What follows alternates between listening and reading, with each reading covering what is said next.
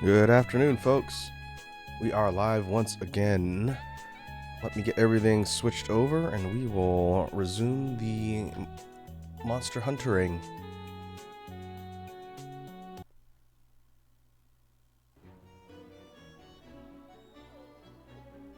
Alright, we should have audio and video.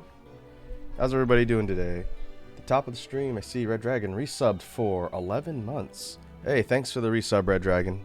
Much appreciated. 11 months, almost a full year. That's nuts. Appreciate the support, man. How are you doing today? Hopefully you're having a decent Sunday.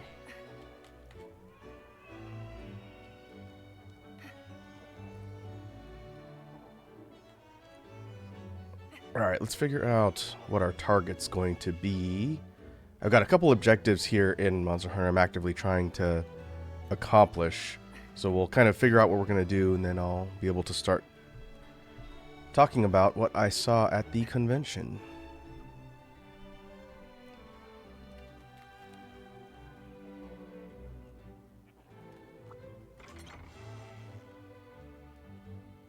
Red Dragon says, yep, doing okay, thanks. You?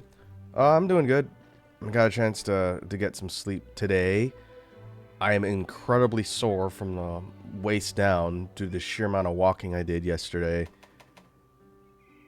Which clearly, I've lost my walking conditioning. But other than that, I'm good.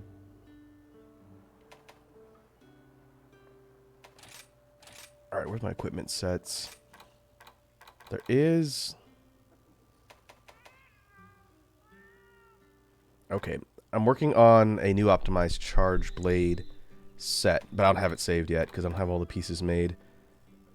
I believe I'm missing a headpiece.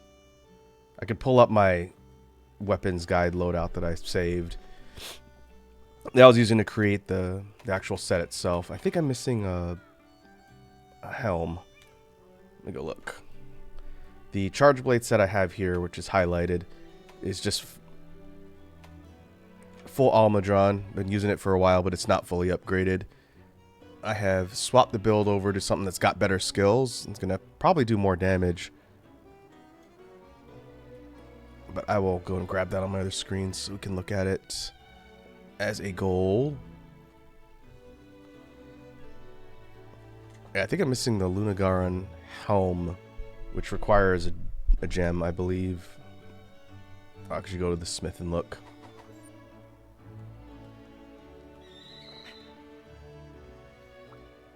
Hey, good to see ya. Let's get you fixed up then, shall we? Red Dragon says, I haven't even made armor yet. Have you made progress since the last time I played with you?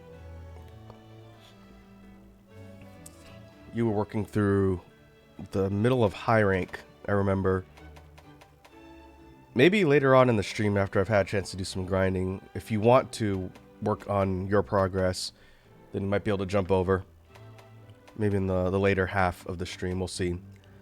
I do want to get some grinding done today, but I'd be down to help you if you want to make some more progress.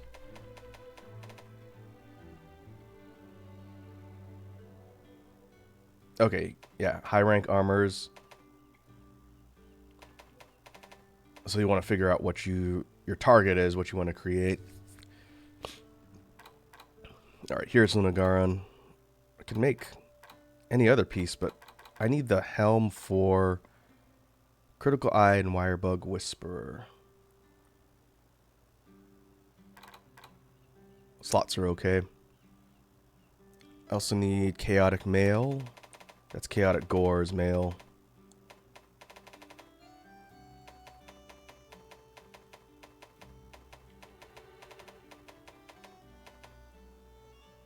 Nephilim. Okay, I got that already. Flaming Espinas gloves or handpieces, got that. Archfiend. Waste. I think I have that already. Yep. And Storage Greaves. That's regular Shigada's Greaves. Pretty sure I could make that too.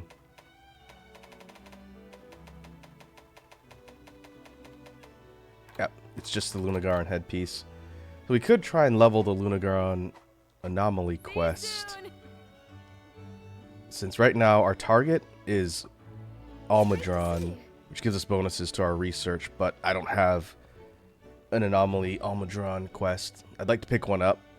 I'd like to pick one up for everyone so that I can hit the targets in the research. But we need a level 181 or higher to get a stamp on the bottom. And then the investigation coins we can use to buy useful things like armor spheres, which I desperately need to max out all my sets. So we could try and level up Lunagaron because I need its jewel, or mantle rather. The next set I'm maxing out is actually not the Charge Blade one. That's going to be the one after.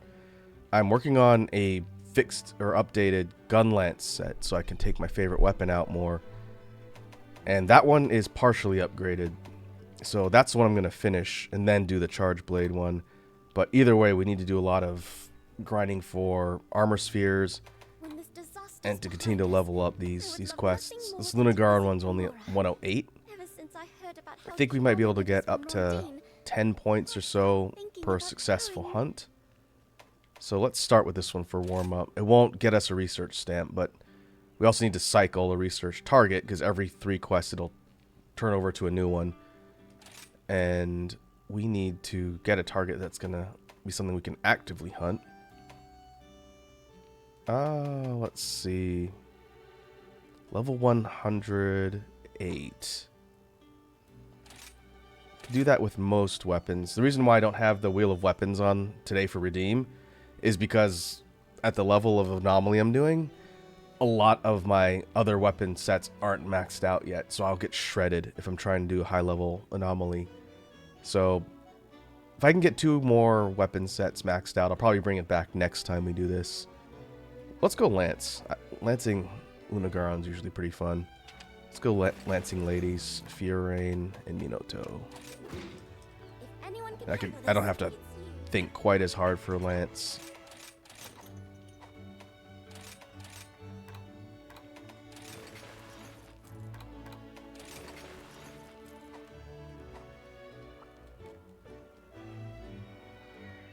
We'll go grab our food buffs. Oh, sweet.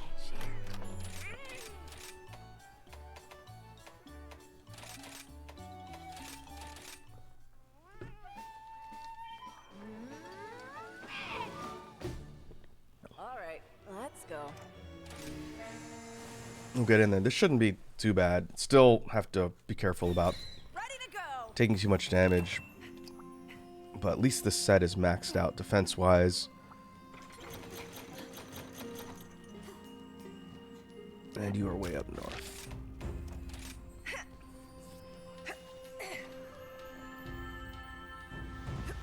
Ta-da! Well then. Making right. steady progress. Keep it away.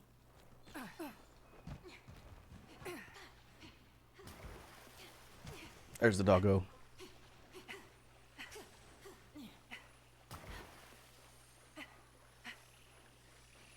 Poke, poke. There's the target.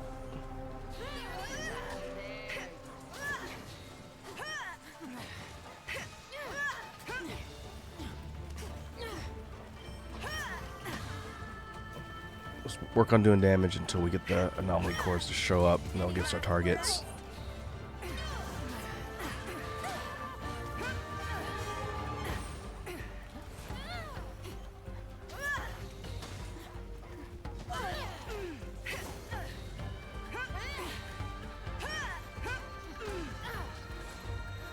So as far as the event itself, I think I've mentioned this before, but I have been to the Penny Arcade Expo many years in the past. I used to go to them every year, but I had not been to the convention itself since 2019.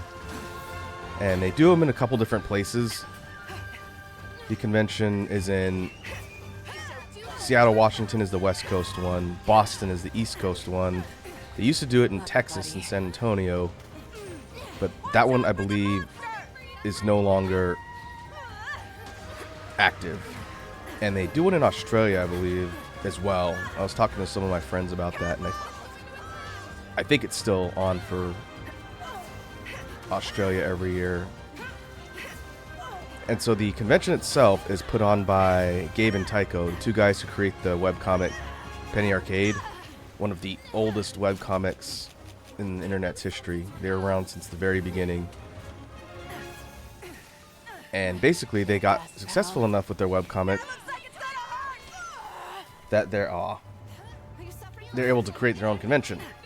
And it was originally designed to be like an E3 for everybody, back when E3 was a thing.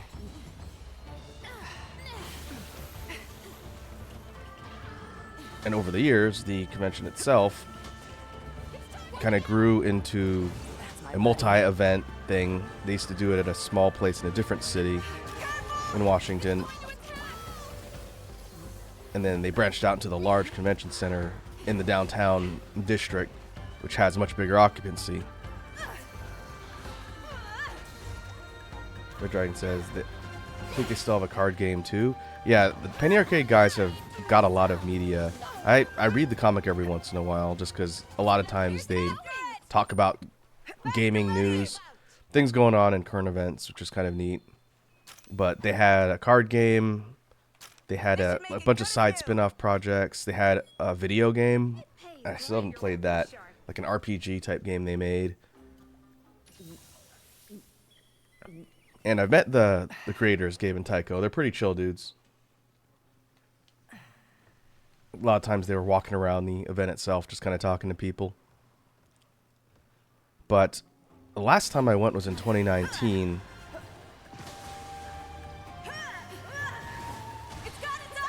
And obviously 2020 was when the pandemic happened. So they didn't do one then. I think 2021 they didn't. The first time they were back was 2022. But I didn't go just because it didn't really feel super safe with just how everything was going with the recovery from the pandemic. So this year was my first year going back. And I went for one day. I was able to make the trip out up there, go to the event.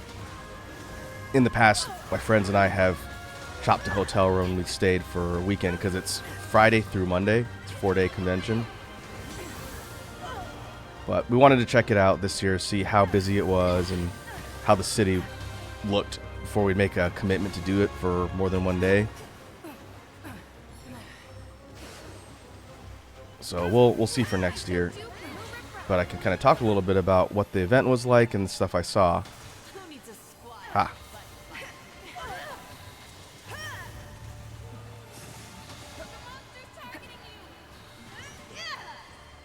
Alright, let's keep trying to hit the weak points. Oh, there you go.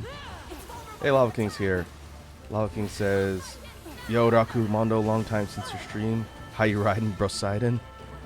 Is that a quote from something? 'Cause that's not how you talk, Lavaking. You're not going to fool me. But I'm doing well. Welcome to the stream. I was kind of explaining some of the background behind the Penny Arcade Expo convention I went to yesterday. And I wanted to share what I saw with all of you folks, since it was a cool event. But usually each day of the event itself, they have events that are scheduled. Panels are a big thing for different companies and different topics they have there all throughout the weekend. I owe you one. In addition, sometimes they have music concerts, and they've got kind of like live events for their D&D campaigns that the Penny Arcade guys do. So kind of a lot of stuff if you wanted to see over a weekend.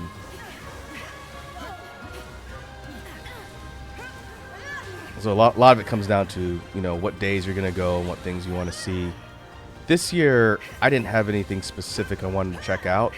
I wanted to go to the exhibition floor just to see what companies were showing off, since that's usually a big draw. Ooh, it's a tramp.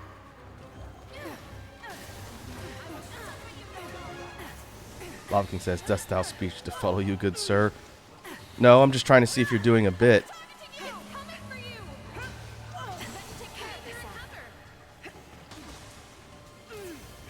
You can talk however you want, as long as it's, you know, appropriate.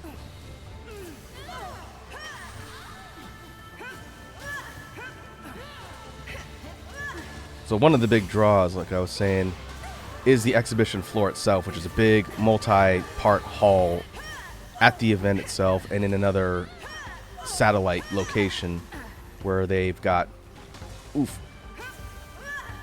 lots of companies and vendors showing off new gaming stuff, and also a lot of people selling things too. Who's that? Oh, it's Tetronodon.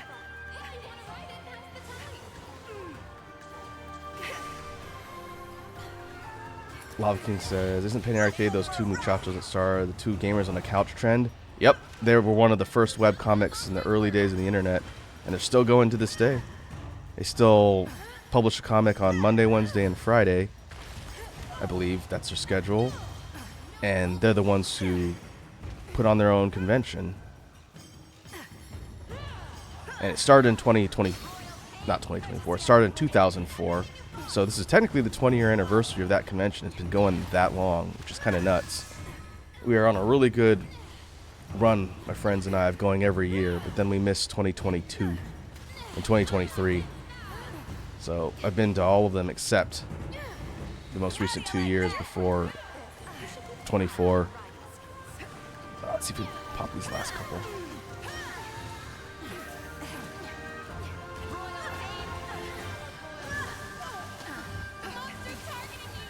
Nice. Well, on the exhibition floor itself, there was a couple things I did want to at least take a look at, even if I wasn't going to get anything hands-on. The main thing, obviously, was Monster Hunter Wilds. Capcom had a massive booth there, which is where the picture I put in the Discord came from. They were demoing Monster Hunter Wilds, which is cool. And it would have been an awesome opportunity to go and try it, except the crowds were insane. They capped the line for people waiting to play the demo at 7:30 in the morning, and the event didn't even open until 9. So it's all like pre-entry people that were there, and so there's no chance. You weren't going to be able to play it unless you were going to wait like 9 hours all day long, assuming you still got a chance after all that. And I was hoping it'd at least be visible so I could see people playing it. But they had it kind of sectioned off, probably so people couldn't just snipe footage. So you couldn't actually see what people were playing. They were behind this big wall, which is where that picture came from too. It was a big display, but you couldn't see beyond it. So that kind of sucks, but I know the product's going to be good. I'm going to play the regular public demo when they eventually release one, either later this year or beginning of next year ahead of the release itself. Since they did a demo for World and Rise, I believe. So when that happens, we'll definitely be talking about it here. Lava King says, Raku, are you aware you're using the lance, aka the worst weapon? I believe statistically the gun lance still rates lower in this game. I haven't looked at the usage stats recently, but I am quite aware that the lance is one of the worst rated weapons, which is funny because I really like the lance in this game. It's one of my main weapons. It's a lot of fun, and I definitely will be playing it in Wilds. But they're giving it a lot of cool tricks that hopefully will get more people on board to play lance.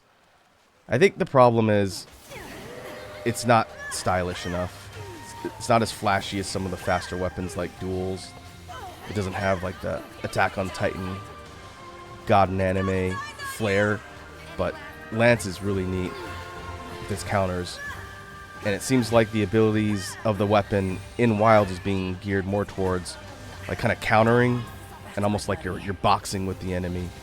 So waiting for a chance to counter poke, block attacks, and stay in the monster's face and trade blows. In Rise, it's kind of a mix depending on what skills you take. You can definitely play it like that, which is kind of what I do. But you can also play it kind of fast with some of the skills that let you zip all over the place and get some mobility, which is a big thing in Rise in general. So as long as they give the flexibility to kind of... I want to block that. The flexibility to choose your style. If you want to go super fast and aggressive or more tanky, then it'll be good. You poke me. Uh-oh.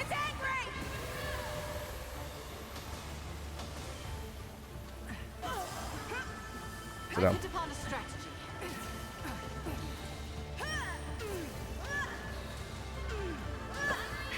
I owe you one. Red Dragon says, I was thinking of Lancing in Wilds. It's worth trying out. I think all the weapons are going to be incredibly viable. We'll have a lot of cool new tricks.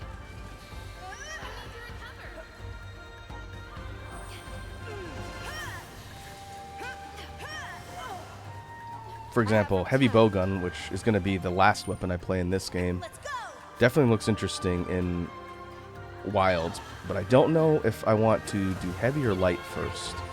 Because I usually play light gun. But we'll have to see. If they keep the varied kind of skills and loadout options that they've put into something like Rise, then it's very likely I'll try and play all the weapons again. You're a natural. Okay, almost dead. Just try and get sub 15.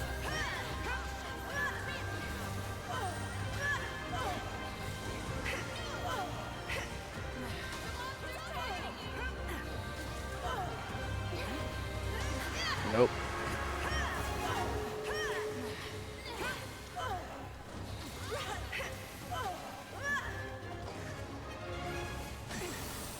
Not this time.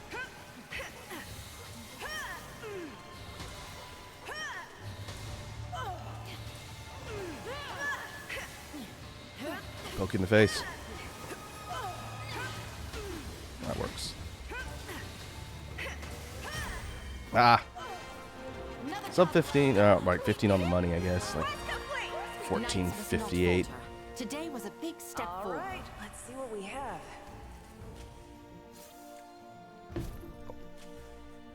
Yeah, they're definitely making some changes to both the light and heavy bowguns in Wilds, Red Dragon. What's our plan? The heavy bowgun is getting rapid fire, which it has never had in any game. The ability to shoot multiple shots at once. That's new.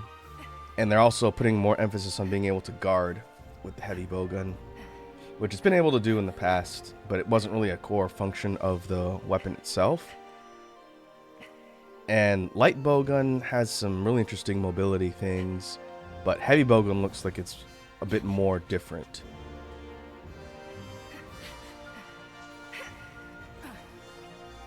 But it does look interesting, so that's why I said I want to give it a try and take a look at how it feels. Hey, we got our Frost Jewel. That's the rare drop. Oh, from the tail too.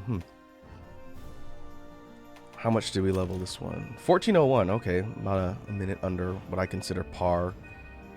Although for 108, really, I should be doing that in like around 10 if I was really on. But that one gets boosted to 118. That's good. So we got 10 more points on it. Eventually we need to hit around 200 and it'll satisfy the special research requirement. You can see Astalos and Basil Geese. Additional investigations.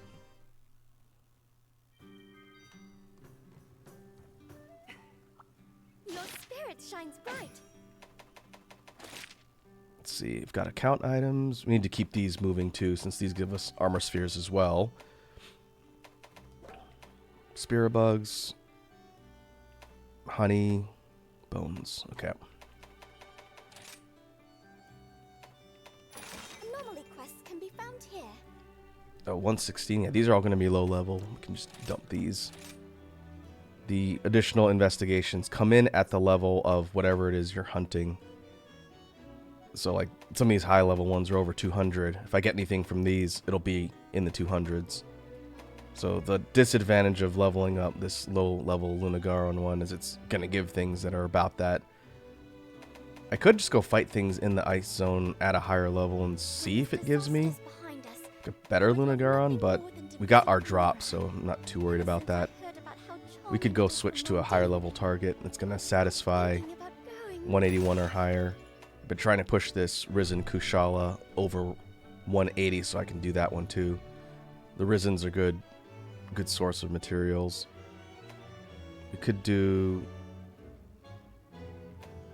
Zinogre. This one will definitely get the stamp. Mizu, anything that's over 180 is not bad. Like we've talked about before in the end game for Sunbreak, these levels for the anomaly affect the drops that you get, and it's also scaling difficulty. I think it's HP and damage just continue to go up higher and higher, and it maxes out at 300. Maybe I will hit 300 by the time I'm ready to move on from this game. Maybe not. That it takes a long time to grind that long.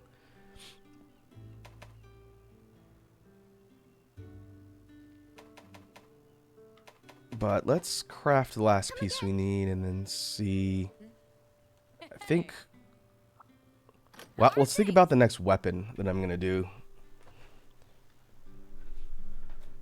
So first we'll grab the armor. We need Lunagaron's helm.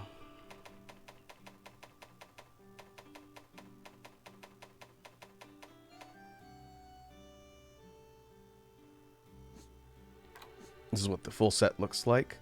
And I have a kind of cool armored wolf look. Reminds me a bit of some of the Zinogre sets. But for now, we just need the helm. We'll worry about layered stuff later. I did see when I was walking around PAX yesterday, there was this dude walking around in full Stygian Zinogre armor from Monster Hunter. And I don't think this was someone affiliated with Capcom, and he's just a cosplayer. And like fully decked out Stygian Zinogre stuff, and this Stygian Zinogre switch axe that his friend was carrying behind him. It was a massive, it was like a 5-6 foot tall switch axe. So the costume plus the weapon itself, just walking around. I thought, man, that dude must be just melting inside that. It was hot. It was hot where I live right now, and it was also hot where we went to for PAX. Since we're on the same coast. But really impressive. There's lots of cool cosplayers at PAX. But man, walking around in summer heat in like full get-ups would be difficult. Alright. Weapon pads. I was thinking about what I want to do after I finish the transforming weapons. So I think the Charge Blade set will work well for Switch Axe 2, so I don't have to make two different sets right now. If you look at the weapon list, to recap what we've done, maybe we'll go Greatsword next. It's been a little while. Greatsword, we've got a set for. It's maxed out. Sword and Shield, dual blades, both use the same melee set. More or less, they're interchangeable. Lance has its own dedicated set. The one I'm using right now, it's maxed out. Hammer has a set that's not fully optimized, but it's also maxed out, I believe. Its defense could be a bit higher, but I believe I'm done with that set for the moment. Charge Blade and Switch Axe are the ones that I mentioned I'm working on. Gun Lance has a set, but it's not fully maxed out, hence the need for spheres. And Bow. Bow has a fully maxed out set. We've used that one on stream a few times.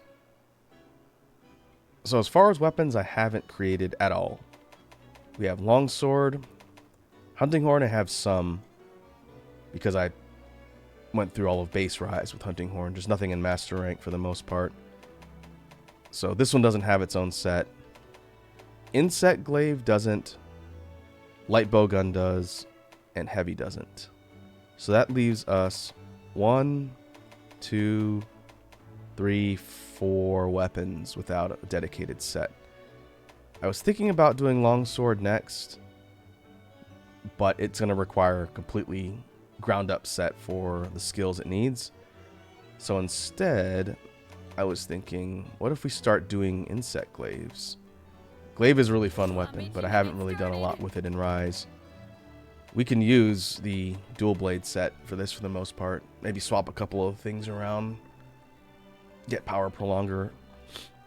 But most of the core offensive skills will be the same for dual blades and sword and shield. We can use an insect glaive for now.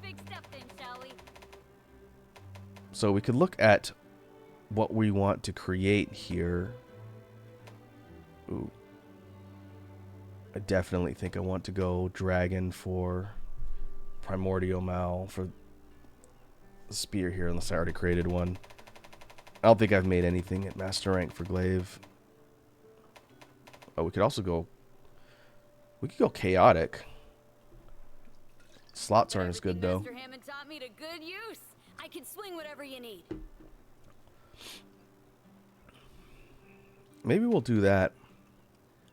This is the weapons series that comes from the Chaotic Gormagala variant. But it has negative affinity till you overcome Frenzy. And then it goes to positive. And because the weapon set for dual blades puts that status on you automatically, you're pretty much always in positive state for Frenzy. So that might be better. Let's see, Raw 340. What's the Primordial Mal one at? Might be higher Raw. Oh no, it's lower, and it's lower Dragon. Only thing is its slots are better. 3 level 4s is really good. I think I'll take this. I don't have to worry about upgrading it. We've fought a decent amount of chaotic gores, so I can make at least one more of its weapons. The Wemut, Merville. I don't know what language that's supposed to be. It looks kind of German, and Merville looks French. Okay, let's take this one. The other elements will kind of dictate what we want to focus on to farm. So water, probably Mizu, which I could straight up buy the materials for this one if I want. Our options are Mizutsune for water. This is the Eventide Kazanagi Plus. I'm assuming the crabs have one. Oh, Tetranodon does, but it's got garbage sharpness. The Daimyo Tree, the Crab Intoner. 330, 27, level 4 slot. Has... Let's see, no affinity, got a defense bonus. Water 27, 330. Mizu is 320, 31.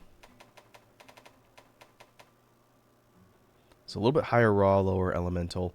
I think I want to go higher elemental because of how fast the glaive hits. So I think we'll go Mizu for that one. At which point I can forge it outright. This is going back to a question I think Red Dragon asked me last time about whether or not it makes sense to forge a weapon or upgrade it. If I was going to upgrade this thing from the high rank version, it would require some claws, shards, and the foam, which are really common drops.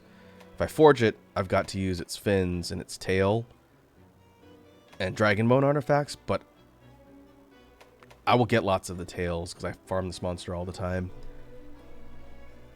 So rather than have to go all the way down and work my way up the tree, I'm just going to forge it outright. And then we can upgrade it. Lots of Elder Dragon bones. Several mantles. We've just picked them up over time.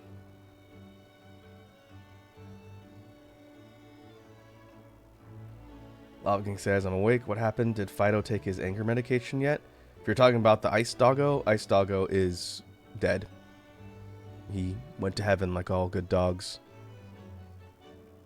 But he did give me his drop on the way up, which is much appreciated. Alright, we'll grab the upgrade here.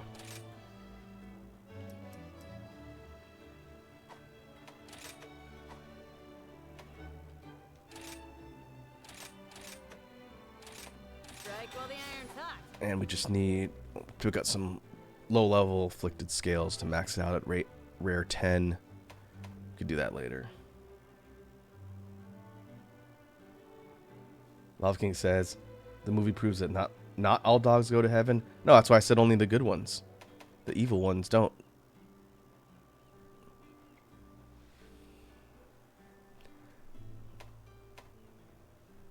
Okay, so we got water covered, dragon covered, fire. There's the rare species, Violet Mizutsune for fire. 320 raw, 15 fire. That's pretty low elemental. Stat slots are different to level 2s. That's not bad. I think the Rathalos ones are going to be, yeah, way better. We could go vanilla Rathalos. That's higher raw than the silver one. Higher elemental, but no affinity.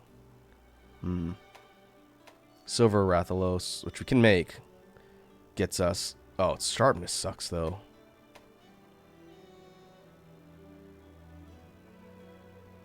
I might want to switch armor sets. It's going to show me more of an indication of what my sharpness will be like. But the sharpness isn't as good on this one. I'm going to go regular Rathalos. I can also just craft this one once I buy the little bits for it. Lavaking says, I wish drop rates for the plate and jewels were better, like nothing below 10%. Well, if you get the lucky wildlife on the map when you're running a hunt, it does boost the chances of rare drops. I don't know by how much, but considering mantle drops are, I think, between 3 and 5%, it will give you more chances for rare rewards, which is a better more chances to roll for the specific things you're looking for. So when you get the little map ping that says, hey, there's a rare wildlife on the map, you should definitely go talk to it and get the drop chance. Alright, we'll go craft. And then we'll have to upgrade this one with some bits. I'm going to have to spend a lot of coins to get those, because I don't want to waste a quest doing low-level anomaly stuff. That's fine. Yeah, I think it's more slots for rolling the rare drops with the lucky wildlife. You could look it up to see the specific percentages and what changes, but it couldn't hurt. Alright, so fire will be covered. For ice, there's Lunagaron, 330, 23. Kind of a short sharpness bar, but a big chunk of purple. We've got Aurora Canth, which is garbage sharpness.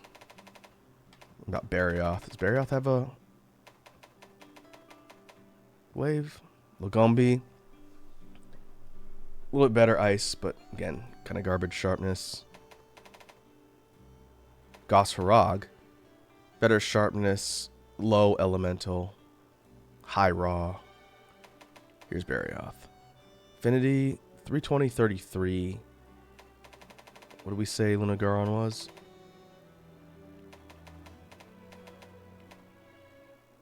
330, 23. Is it the same? No. 320. Okay, it's 10 more. 10 more, but level 1 slots. I think that's the difference. Yeah, these are level 1s. Kind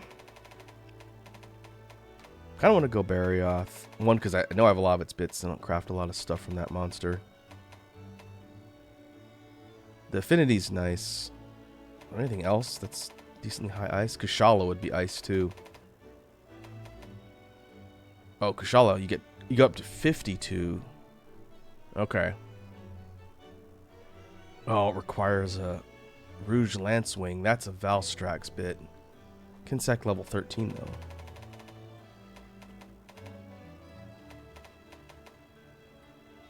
Oh, this is level 14.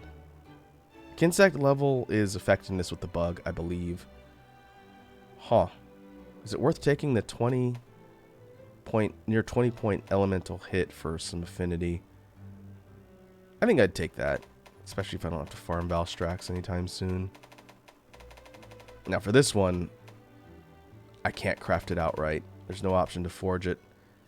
So I'd actually have to start way down here on the bone tree. Go up 1, 2. Drop down here. And I'm missing low rank Barioth stuff. Okay. Well, we could take a break and do some real quick farming to get that further up the list. And then I think this would be high rank. The tail, I don't think differentiates low rank to high rank. It does on master. So we need a tail.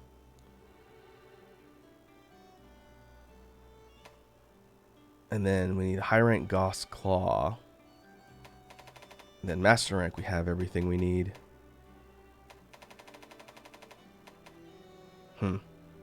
Okay, actually, maybe I'll do that offline. It's not going to be terribly exciting to see me wail on low rank monsters.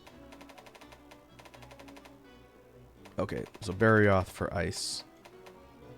Put that on the wish list. For lightning, or thunder element rather, we've got Kezu, Astalos, and Zinogre. Astalos's glaive, 320, 25 thunder. Pretty weak slots. Toby's is 320, 48, so higher elemental, worse sharpness. Better slots, no affinity. That's... Or this is Kezu, rather.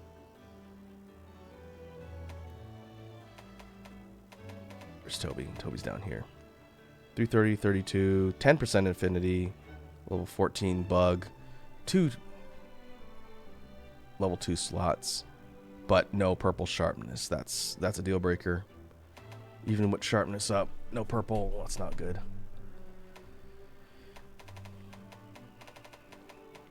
So Nogre's does go up to purple. 330, 39, level 1 slots. That's not bad. The Despot's Twin Dart. We could do that. I wonder if the Rajang ones are any better. Regular Rajang has negative affinity, so that's not good. And the Demon Lord Cudgel, Furious Rajang, has higher raw, pretty much almost non-existent element. Or there's Narwa. It's probably Narwa. Yep. Highest elemental, 61, but no slots. I think I'll just go in the middle with Zinogre. I definitely don't want to farm Narwa. Plus, we can craft this one outright. You got it. And then we can just buy the bits for it later. So let's see, is that everything? I'll worry about Blast later. I'm worried about the primary elements for Glaive. We have water, fire,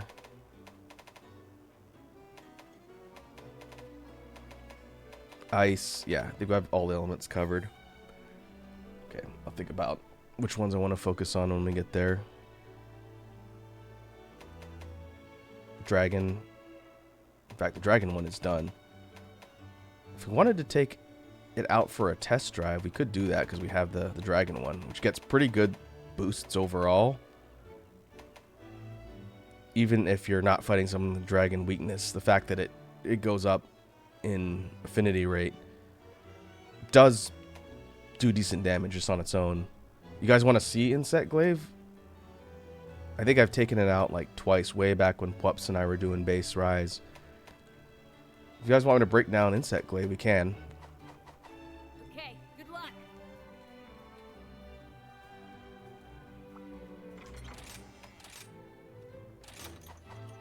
I think for that one, we would use the Chaotic Duels, since that skill set is geared towards chaotic weapons in general, and I can just change my weapon out.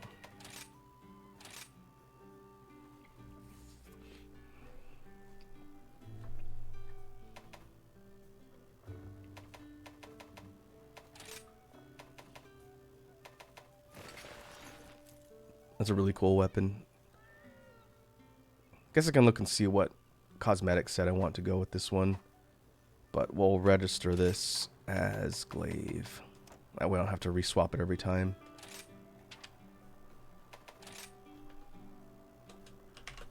IG.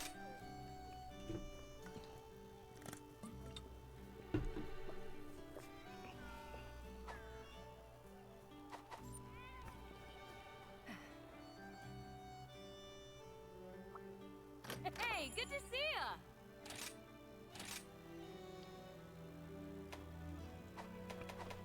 Usually I'll craft a layered armor for each of the weapons just to kind of set them apart when I'm running out there doing hunts.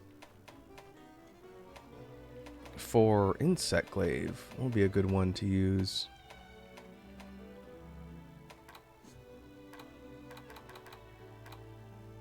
Listen, Narga's not bad. This is the ninja gear from the rare species. It's very bright.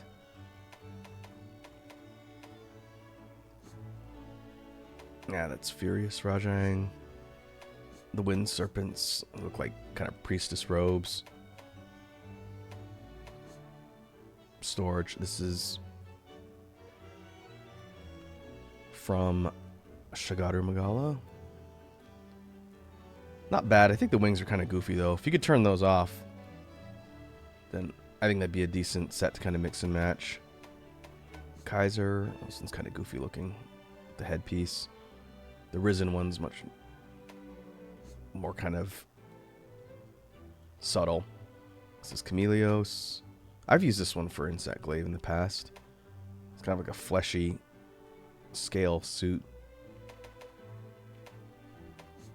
Diablos is kind of heavy. Astalos, this one's not bad. It's got kind of the typical tropes of female armor. It's a little revealing, even though the helm is cool. That would be a good case of where I'd want to switch the chest and waist pieces for the male ones. That'll be fun. Master Rank Zenogre. This one's not bad. I think the high rank one might actually be a little bit better. Rathalos, Mizu. Well, the patterning looks kind of weird. I think it's also because it's clipping. Dignified. This is Fiorane's gear, I believe. It's similar.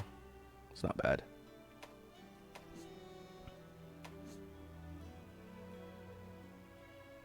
Barbania.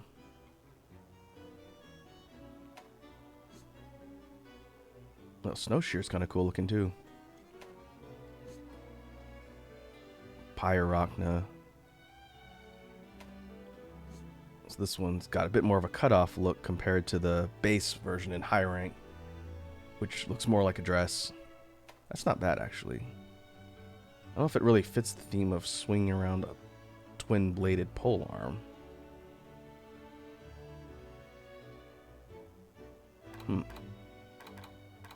I might be able to tweak the color paletting on this one. The headpiece won't be visible on our hunter, so that's not a big deal. Yeah, let's make this one. You got a lot of bits for it. Strike while the iron's hot.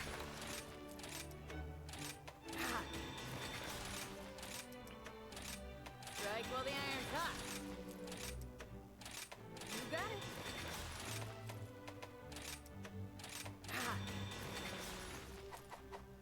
Be careful out there. Clips a little bit, but that's okay. It's just the part of the dress. We changed the pigment on it from white.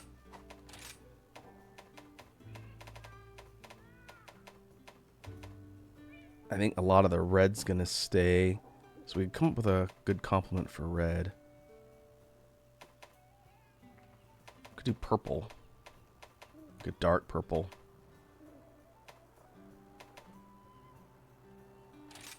Let's see how that looks. And then the other pigment, these are the accents. We go yellow.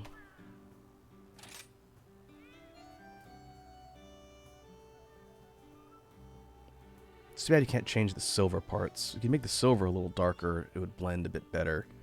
But that's not bad.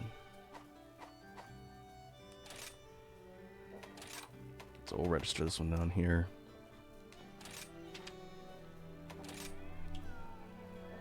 P-Rock now.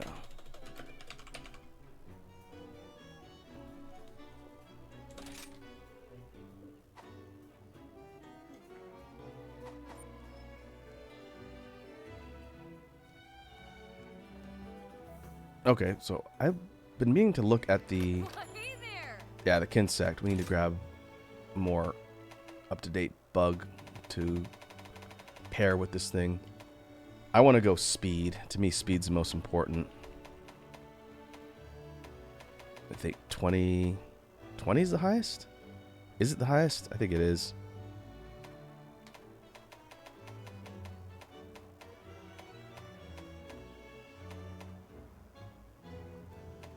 Yeah, I think it is. Alright, we'll go for 20 speed. Our choices are blunt or severing. I think go blunt. Even though I normally go severing. Being able to KO monsters by hitting them in the face with a bug. That's not a bad option either.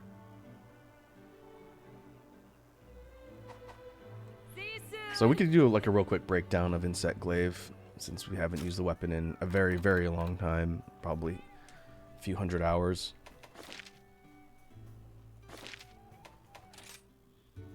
And they'll give me a good chance to look at the switch skills I want to.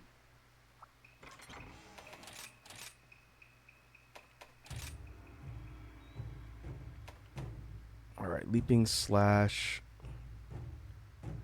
This is the one that moves forward. Well, we only have the option to do that one. I might not have all the switch skills unlocked. That's another problem. I'll deal with that later.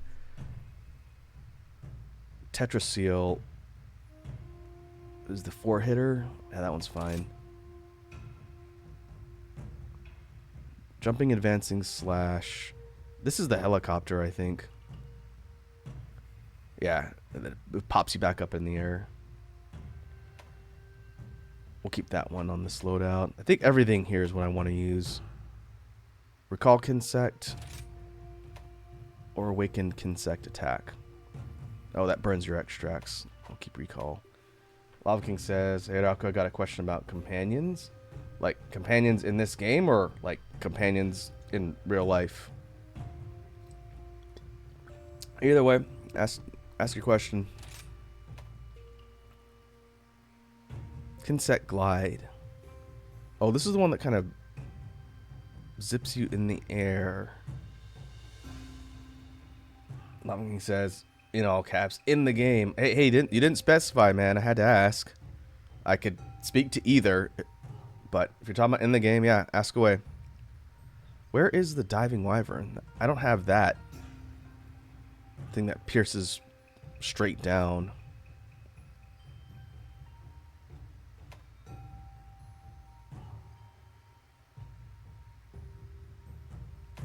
Yeah, we'll put the glide on there. I actually don't remember what that looks like.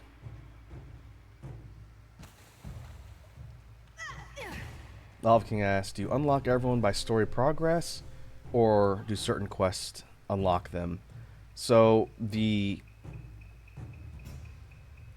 companions, or followers rather, they're called followers in this game, they only show up in the expansion in Sunbreak, and I think you get a couple of them through the story, but the majority of them are done through a special quest system once you get to the anomaly. They're called follower quests, and basically each character, you do a bunch of them, take them out with you, and then after you finish, then they get unlocked as a permanent NPC party member that you can take out. So you just have to get to the later game in Sunbreak. I think you have to beat the story boss for that to open up, but there's a lot of them. I'm missing the Elder from Rise. Fugen, I think he's the last one I haven't unlocked. So yeah, once you do those, then you unlock the characters and you can take them out and you can choose what weapon you want them to use. I hope in Wilds we get the ability to customize gear and maybe even AI for the NPCs, because the followers are back. They already confirmed that. Hope there's a lot of them. Alright, so let's look at the move set for Glaive. We have our swiping attacks on triangle, thrust, reaping slash, combos to double slash.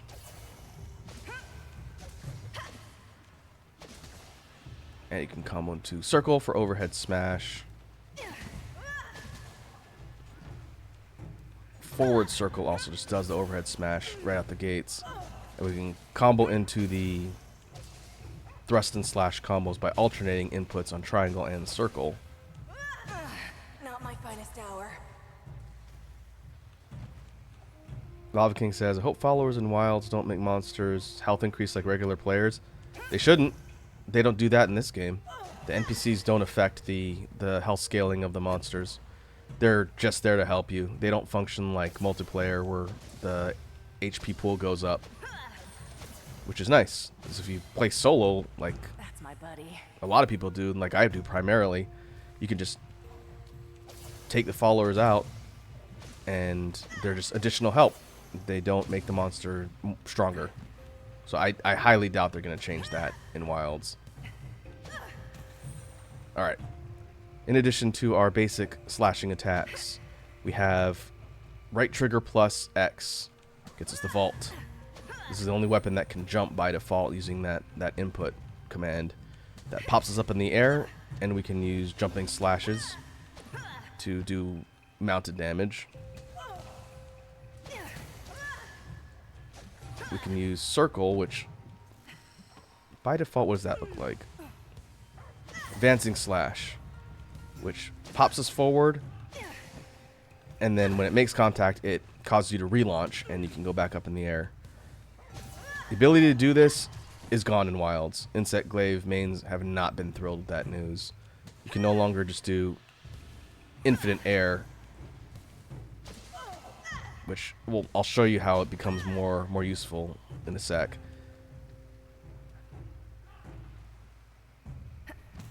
Lavaking says also Tigrex needs a better looking armor set and sword. In this game you have the high rank and master rank, I think. I don't think Tigrex was in Sunbreak, introduced in Sunbreak. It's in base rise on, is it low and high rank or just high rank? I don't remember. But there should be at least 2 armor sets, which came from the old games. Oh, sword and shield. I see. The sword and shield, I don't even remember what it looks like. It's kind of bony.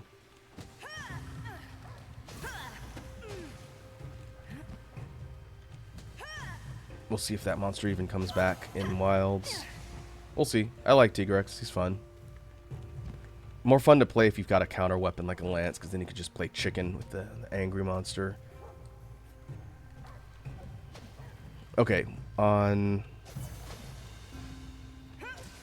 neutral input. Oh, neutral input is rising slash. It's upwards cut, which can combo into reaping slash, double slash. You just spam triangle. That's right.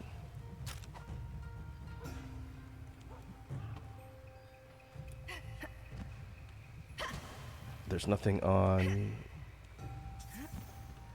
Forward is the poke. That's right. There's a couple directional inputs with Glaive too. It's been a while. I haven't played with this weapon in a minute. So a lot of it is chaining I am not going down that easily. different strikes into the follow-up combos to get kind of a fluid, constant stream of hits. This weapon hits quickly. Lavaking says, like, the dual blades are amazing looking, but it's a sword and shield and free. I mean, like a 90s Italian tough guy. You're talking about the weapons for Tigrex itself. I don't remember what its duels look like. But you never know. A lot of times they'll tweak the weapon models. Like they do with the armor. Sometimes they tweak armor as well. Alright, where is my Kinsect aiming?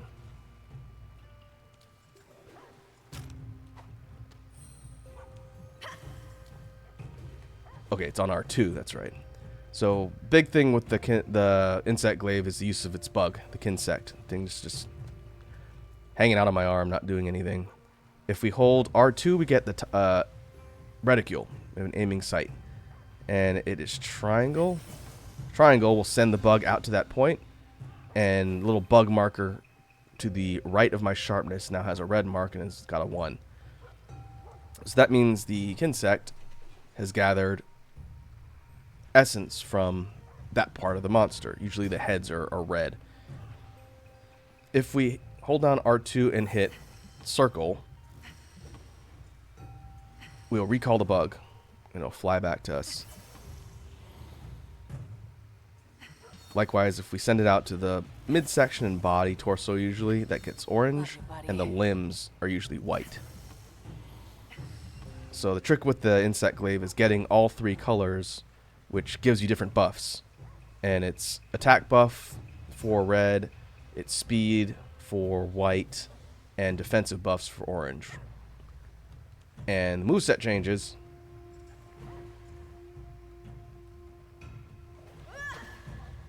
Once you get the red extract, which is the most important. Lavaking says, I don't want tweak. I'm looking for a whole new look, like give Tigrex armor and weapons a gladiator motif. Yeah, that would be cool. I know for the Kushala stuff, you get like the kind of old, kind of tarnished copper armor sets, very kind of gladiator-esque with the masks and the overall torso armor on both male and female. I like Kushala's armor a lot. Looks cool. So on the triangle attacks, now the strong rising combo hits way more. And the reaping slash and double slash just add additional hits and combo a ton just by hitting triangle. If we go forward poke and we chain with the circle attacks, we can actually do a looping infinite using the rising.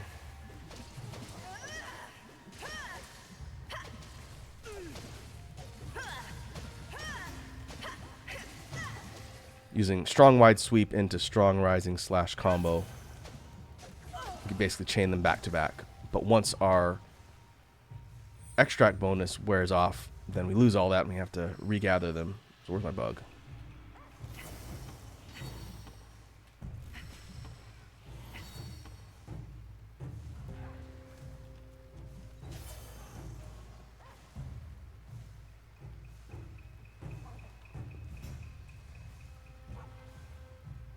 I know there's a way to... Oh, the pheromone shot is still in this.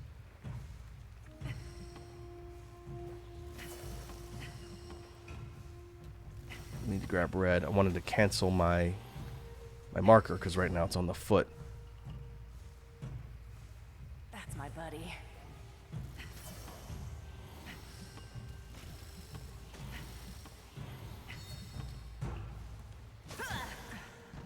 Let's see, maybe the weapon controls will explain how to cancel it.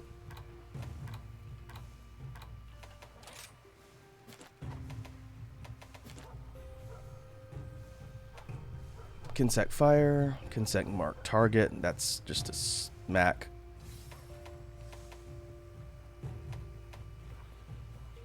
Vault bind.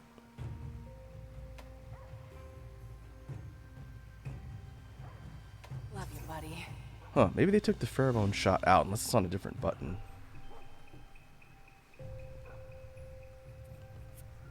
Lavaking says Kushala is more Persian. You think so? I think some of the helmet style looks a lot more like old gladiator type looks. Plus the cape. I don't know if Persian gear really had a lot of like types of capes that they styled on that armor.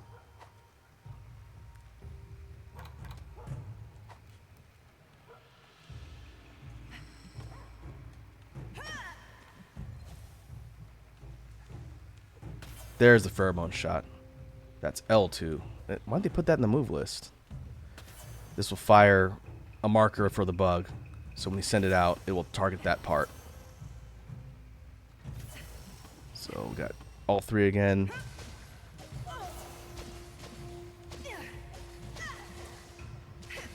We have our buffs. That's my buddy. The last major thing to show off. If we boost into the air, circle attack becomes this big windmill jumping advancing slash, which does a ton of hits. And as long as you continue to make contact with the target, you will boost yourself back up in the air, and you can keep doing the same thing. It looks really cool, and if you got your skills slotted in well, it does a decent amount of damage. that is the thing that the weapon's losing in Wilds. The ability to relaunch yourself, which kind of sucks, but I'm sure they'll give it something else really cool. And we could finish with a descending strong slash. Also does a pretty decent amount of damage. So in a nutshell, Insect Glaive is a highly mobile, speedy weapon that has a buff management system, which makes it a little more difficult. But it's a lot of fun. Now let's go ahead and go back. I want to see if I'm missing a quest for switch skills. We can probably do that as practice. And then we'll go back to the grind. So long. Everything all right?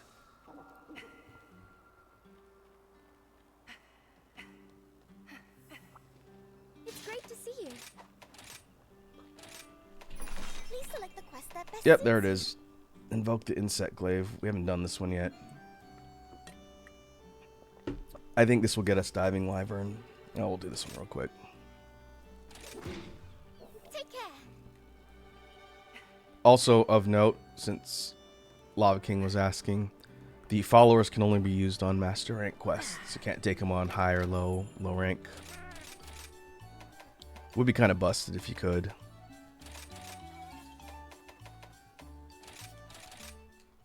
But my guess is for Wilds, since they're going to be introducing them probably from the start of the game, you'll be able to take the followers on any type of quest. As long as it's single player.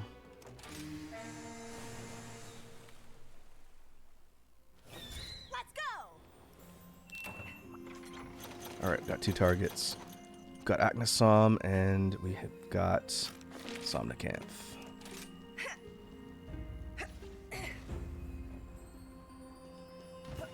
Touchdown. This will be a good opportunity to practice Insect Glaive in a fairly low risk environment.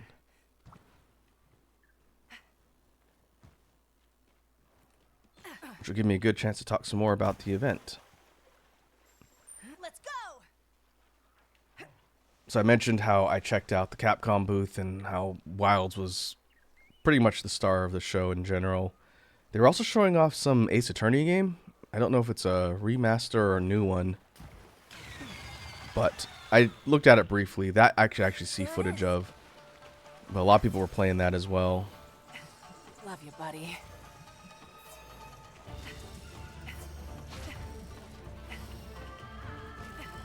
Of note, there were some other things that has been somewhat on my radar for upcoming games that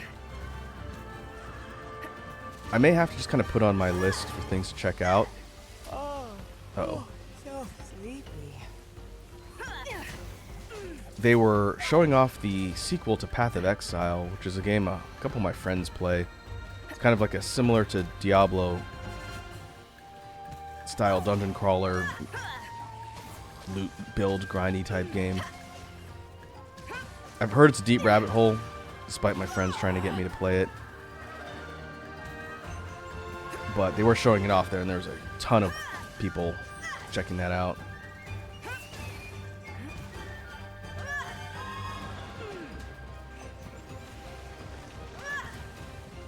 Alright, let's try to get some air.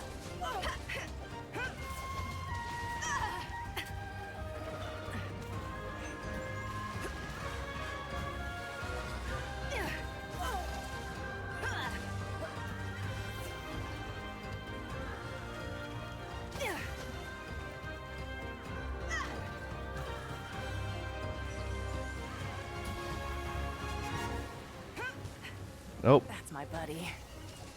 That looks like it's gonna hurt. That's the big nuke.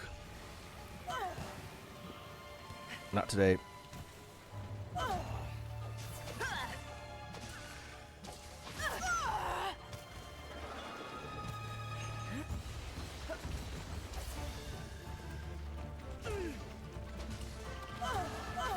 My buff status wore off.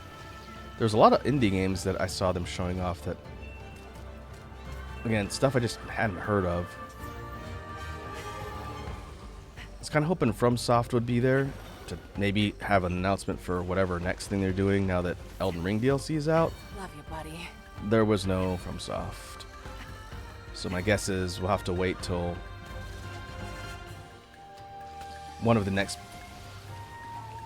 big events to see something for Armored Core, because logically I would think the next big thing FromSoft's working on, now that Elden Ring DLC is out and people are playing it, would be the expansion for Armored Core 6, which I'm very interested in learning about.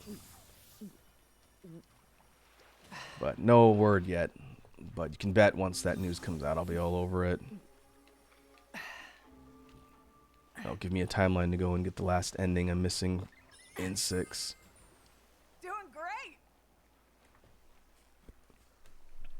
Hey Lavaking, if you're still here, have you been following the beta stuff for Mecha Break? I think it's been in open beta recently. I don't know if it still is as of right now. But the game looks cool.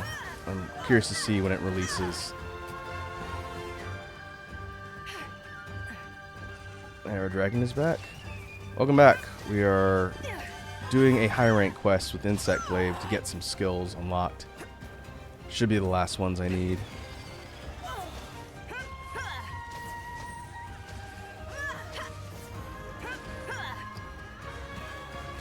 And also to practice.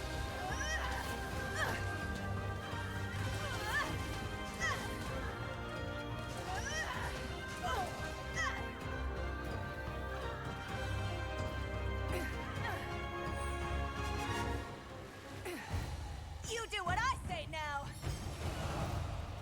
Okay. I didn't realize it was PC exclusive. Is that just for the beta? How do you like that? Or was that game only coming out on PC? You're the best, pal. Huh.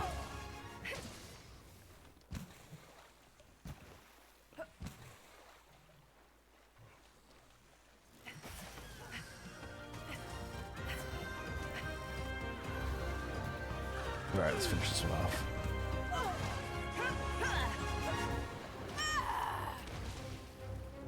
Only PC for now. I guess we'll see if I end up picking it up. I can report back on what I think of it if I end up playing the game. Alright, Somnicath is down. Next target, Agnesom.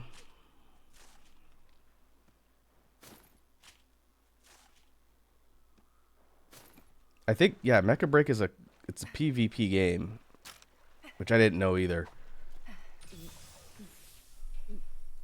But yeah, you would need to have PS Plus to do multiplayer.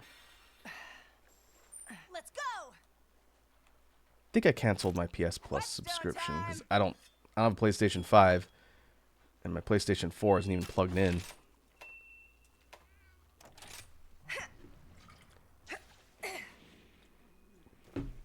So I guess your only options would be if you're able to play it on PC if your laptop was fixed. I'm assuming you're still having issues with the graphic crashes, or did you get that sorted out?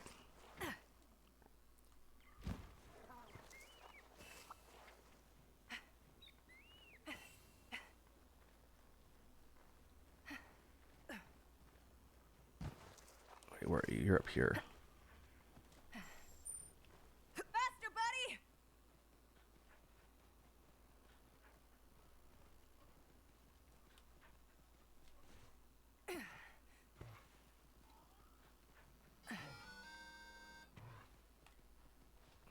Up top? No, there you are. Hello.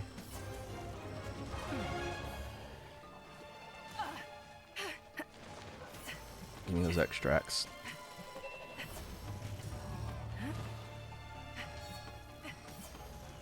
Was it leg for white or wing?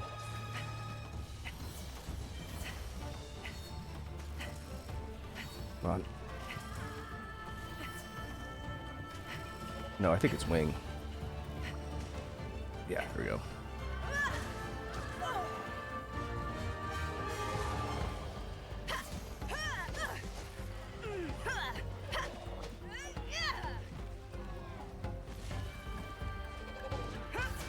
Okay, well, you're probably likely to get at least a definitive answer if you send it to a tech shop, Lavaking. Might be worth it just to get it fixed so you can get your stuff up and running again. Which JoJo fan game were you playing? Was it the RPG? Yeah, get back here.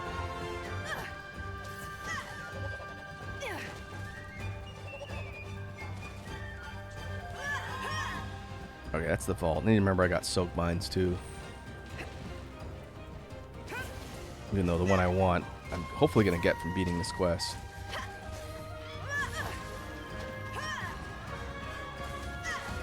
Seventh stand user. That's the RPG one, right? It's kind of set up like an old school console RPG. Yeah, I've seen that one. Is that just part 3? What does it cover? I've heard it's really cool. That's my butt. Let's go for a ride. Alright. Let's do some damage with Lagombi.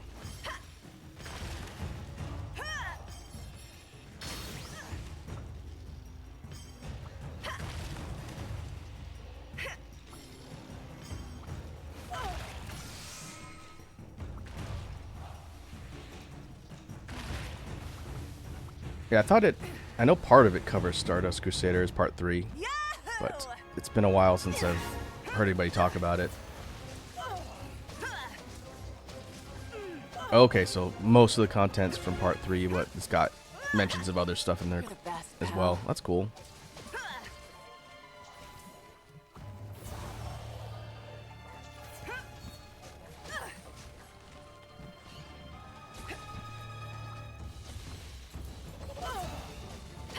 Oh, missing white again.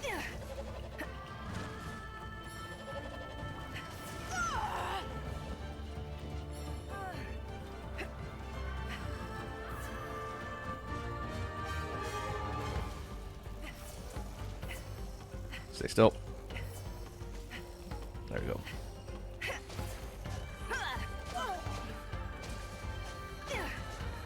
Lavaking says, Real Jewels, a lot of endings that can only be accessed on New Game Plus. Plus. There's 3 pluses there.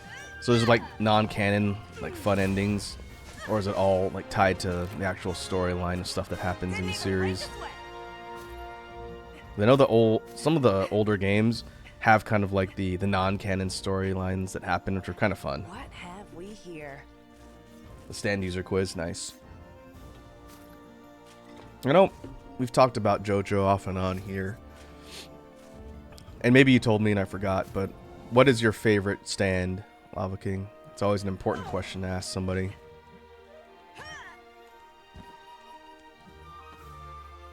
Metallica, that sounds familiar. Sorry if you've answered that before, but I have a bad memory. Metallica's pretty cool. Or Aerosmith. Nice. I'd have to think about that one. I honestly don't know. I haven't thought about it in a while what my favorite stand is. There's a lot of really good ones. I like Pearl Jam. Pearl Jam's really fun because I'm a cook. And I like the idea of like a stand that's connected to food.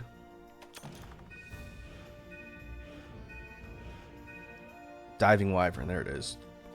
Let's see how we can slot that in. Lavaking says, I didn't even think you liked anime. I don't talk about it a lot, but I've watched a lot of series.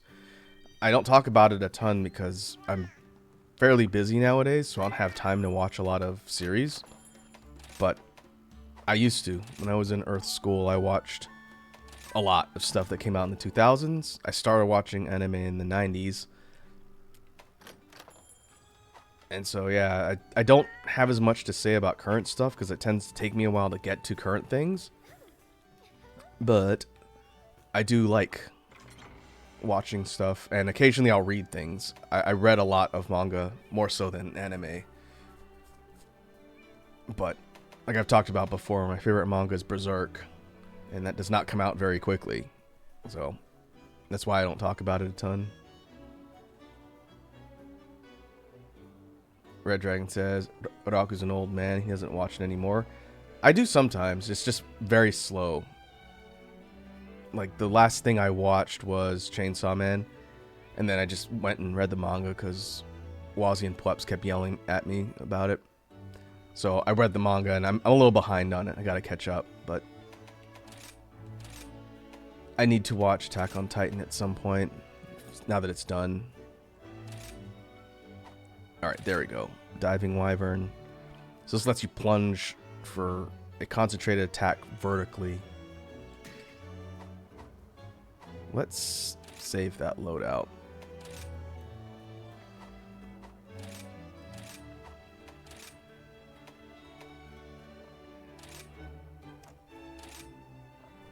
I guess we'll just call this IG1. I don't use this too often.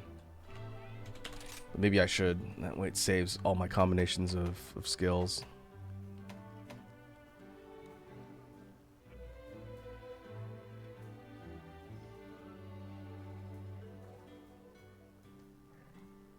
Lavaking says, Rocco, I can't breathe. Pearl Jam of all things. Lavaking says, yo, Red Dragon, this guy likes Pearl Jam. Like I said, I have a background in cooking, so I like the idea of something that is connected to food and can heal people. I don't think it's the coolest, Stan. I don't know if it's my absolute favorite, but it is one I like. Chili peppers is cool. That's the one that can manipulate electricity. It can travel through like electrical lines. It's one of the major antagonists.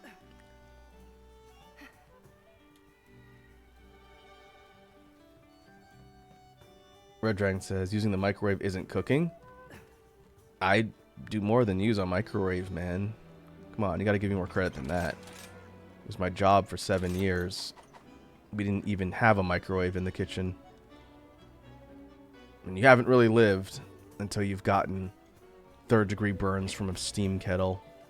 And only do that a couple times before you learn your lesson.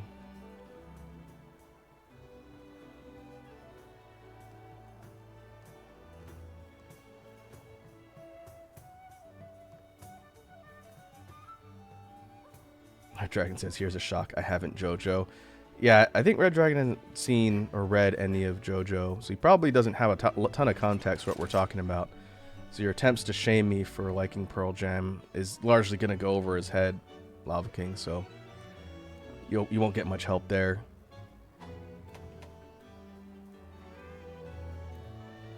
Alright, let's see. Did that progress our research target to something else yet? I have faith that you will fulfill your duty. No, one more. Okay, we gotta fight Further something. requests can be found here. Practice with the glaive. We could go Zenogre. I did pick up an arena quest with Diablo, so now I don't have to run this thing down. That's nice. If I really wanted to punish myself. I don't think I'm confident enough with glaive to try fight Risen Shigaru. Let's go fight the crab. Crab's a good punching bag target. And let's go. Not a lot of insect glaive users. Doesn't Rondine have it? Yeah, she has it. We'll go Rondine and Jay. If anyone can handle this, it's you. Lava King says to Red Dragon, it's fine, but get yourself educated on Gundam. Red Dragon says, not much to learn. All Gundam is the same. Uh-oh. I think those are probably fighting words.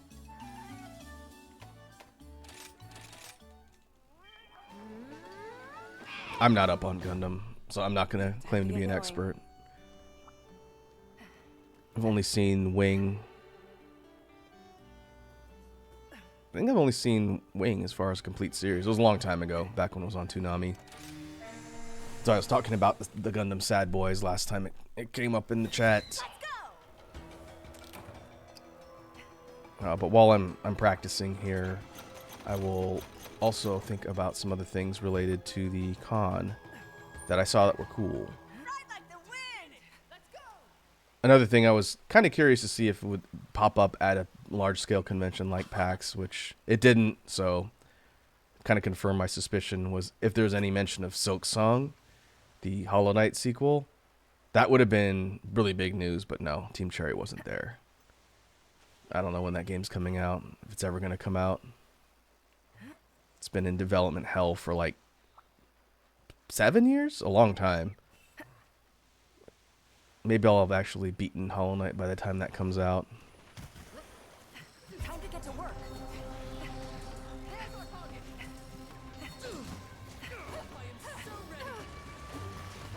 Alright, is it claws? Yeah, claws give us attack up here.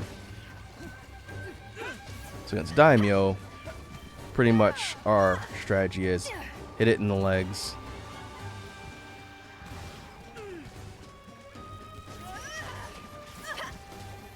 No more holding. Alright, so that's how you do that. You have to be above the target to actually hit it though. Ow. Not my finest hour. Gotta evade better.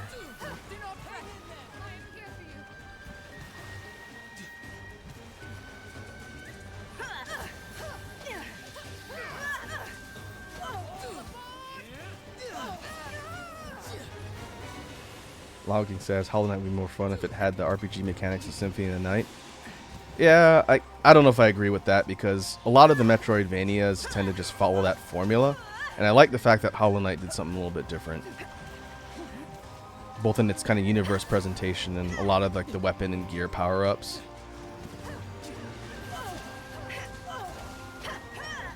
It's a lot of game though. There's so much there if you want to play through all of it.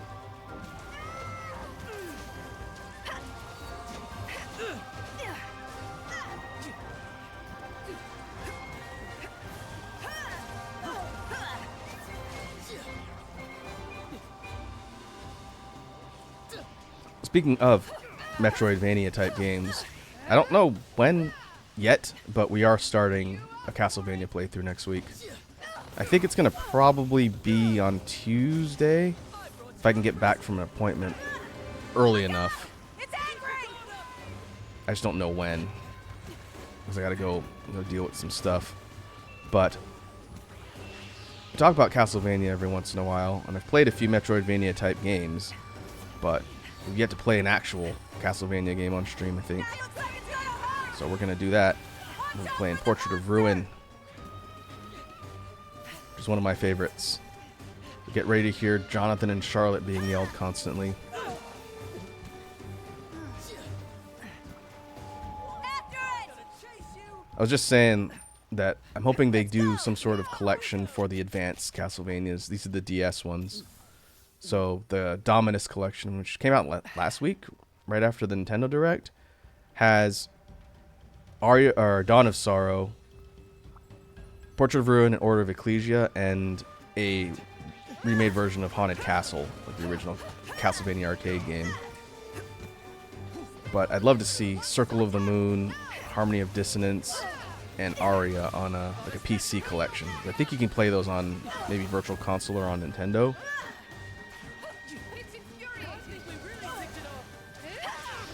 It's got its eyes on you. Sit down.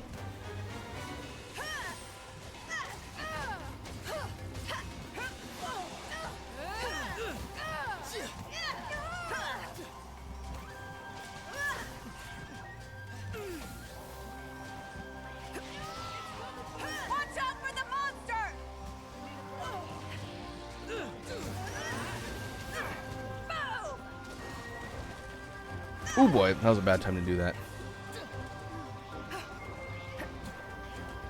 Lavaking says the GBA games were out like 4 years ago. You live under a rock or something? On PC? There's a collection for the GBA games on PC? That's what I'm talking about. I would expect them to be on Nintendo. Oh, alright. I did not know that. I do occasionally live under a rock, Lavaking. Which ones? Is it all of the old ones from the Advance era? Actually, I think I do remember hearing about that. I just forgot. But is it Harmony of Dissonance, Circle of the Moon, and Aria? All three of those? 'Cause I do want to play those at some point, but I don't know if I'd play them on stream. They could just do a collection of all of them. That way I don't have to buy it multiple times. Aria, Harmony, Circle... Oh, that was the Dracula X one, I see. You're right.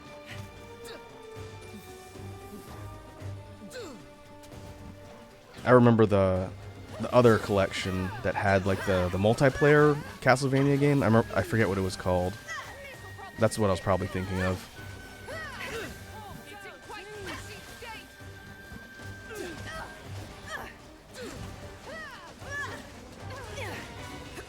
You know, it'd be even better than another collection, a new Castlevania game that's not pachinko.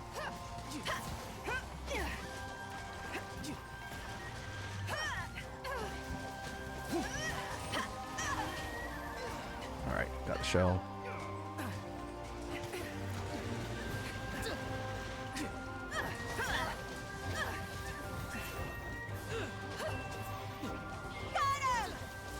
Lavaking, did you ever play Bloodstained?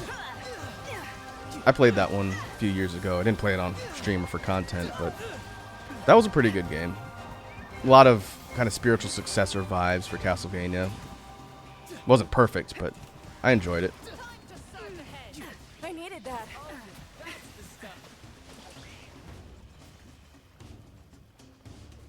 I do need to play the demake for Bloodstained, the kind of like 8-bit style one that they did.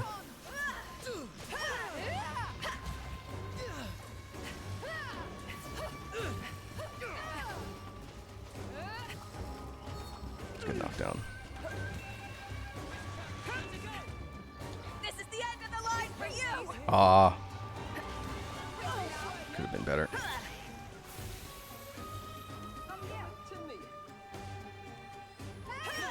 Oh, this ain't looking Uh-oh. good. Probably heal.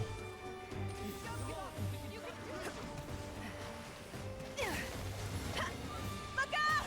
It's angry. Fast enough. Gotta get better at my targeting. Looking at you.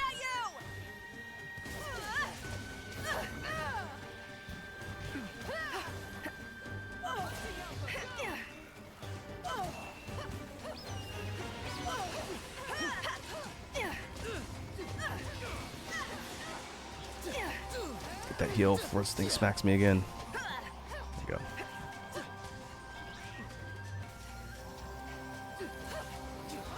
That's my buddy.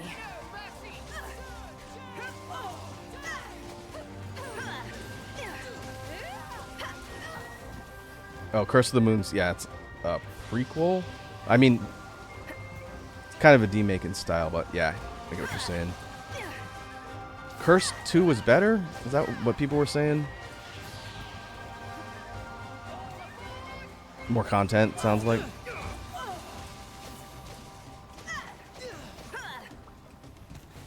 Don't let him get away. I mean, it's a demake in style, man. The original one was like a current gen game, and that one was designed to be like an old 8-bit style Castlevania game. It just takes place before. Whetstone time. Take care of your blade, and it'll take care of you.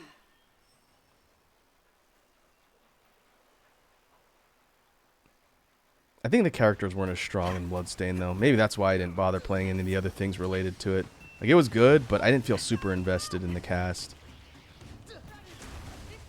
I just had a brilliant idea. Alright, gotta bust those last bits off the claws.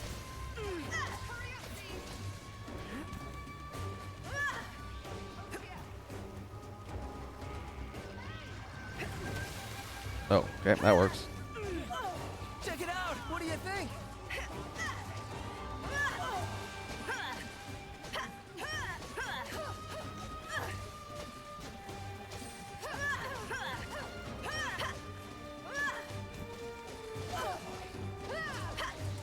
Hey, it's the other crab.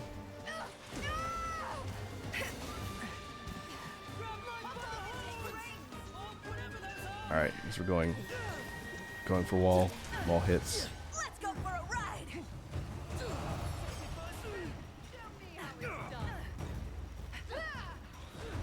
Ah, stupid targeting.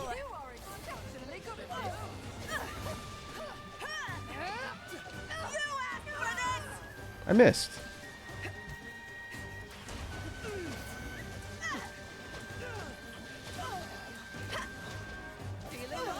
I owe you one.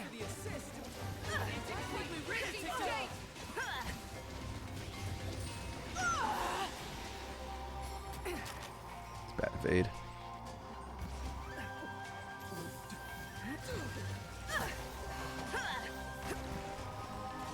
Lavaking says you deserve to miss and how many wrong things you said.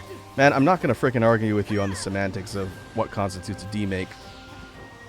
I've said in concept and gameplay, the idea is a demake. But it takes place before the story. Or in a different point in the story. I don't actually know if it's before.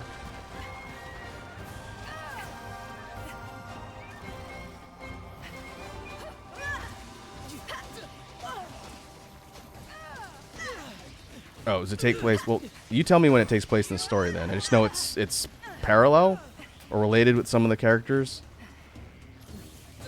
Okay, it's separate. Noted. Not a prequel, it's just a separate story, but it follows the one swordsman guy, right? Isn't he the main character? Same cast, different story. All right. Take it easy. You don't need to all caps me all the time, man. You're the best, pal. I will get your point without you having to yell. Uh-oh. Ah. Where are we? 11 minutes? Yeah, my hunt time's not going to be as good with the glaive. That looks like it's gonna hurt!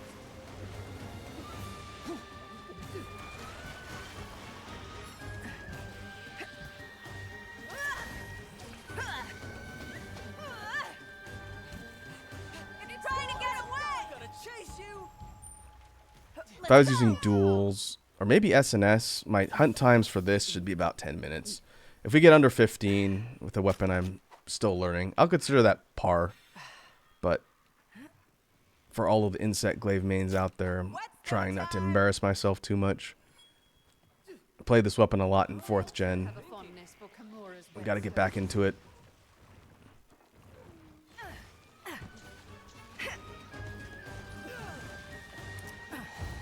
You do what I say now!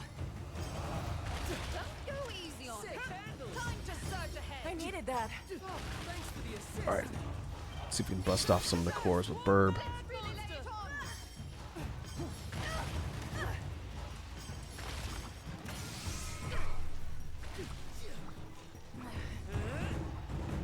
How do you like that? You showed that monster what's up. Need the claws. There we go. Love you, buddy. Sorry, but this won't be music to your ears. Nice.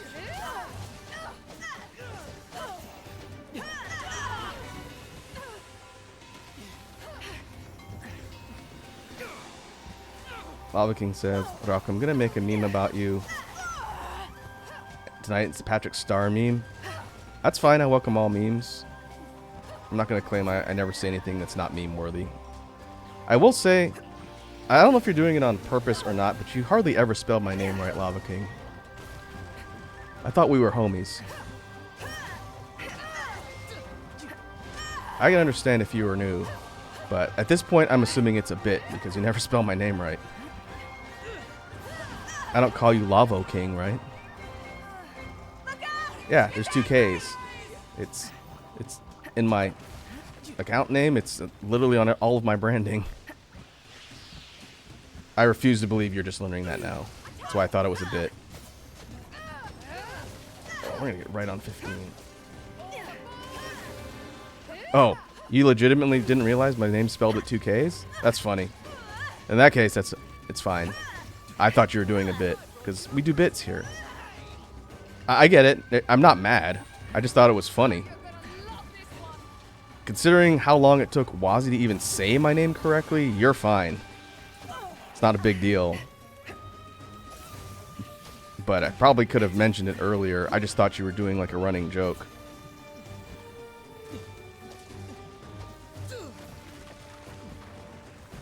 King says, why do people think I'm a bit? No, I don't think you're a bit yourself. Red Dragon said that. But I thought you were just doing a running joke.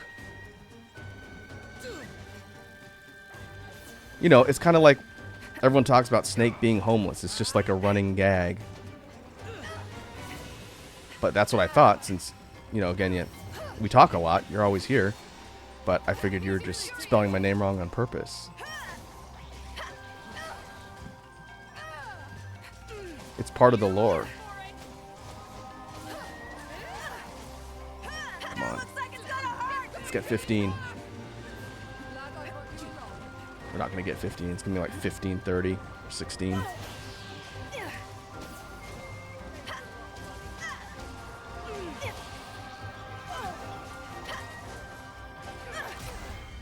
Yep, that's like 15. That's like 16, I think. Ah. Oh, well, at least I didn't get KO'd. Leveling up as we speak.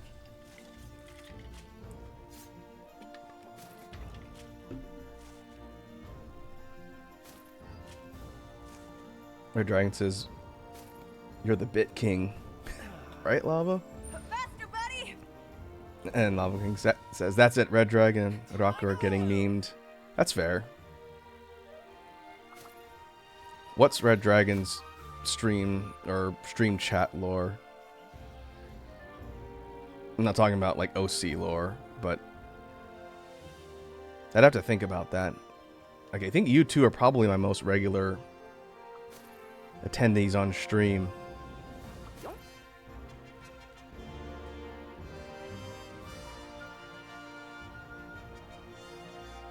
Lavaking says, "I'm just learning I have lore." You do.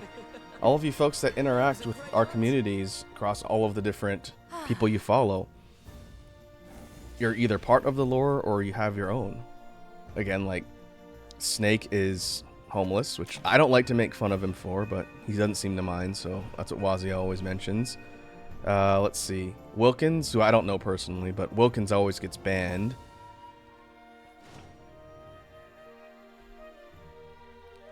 Let's see who else that we see here.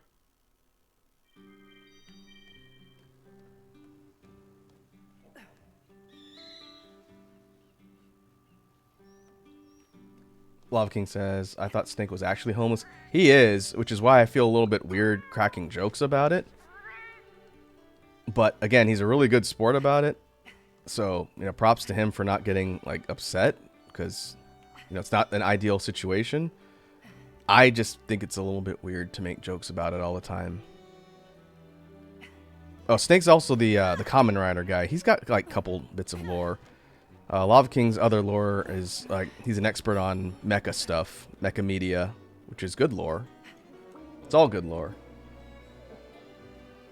Sour Lad, speaking of lore, what would Sour Lad's community lore be? He is a mod, so he's got to work for us for very, very minimal, if non-existent pay. Sour Lad is the genesis point for a lot of degenerate games that we see. And I say that because he gave me Balatro, and the one he just gave me I haven't tried yet, but I imagine it's just as bad. So Sour Lad's informal lore is that he enables gambling problems. Oh, that's true. Yeah, you're right, Lavaking. You are one of the resident dinosaur guy. If I remember correctly, your favorite dinosaur is Carnotaurus. I think we talked about it a long time ago. If I am misremembering that, let me know, because again, I have a bad memory. Ooh, Sregios now. Do I have a Sregios? Anomaly quests can be found here. Ugh. I think I do. Or maybe not. Thought I did.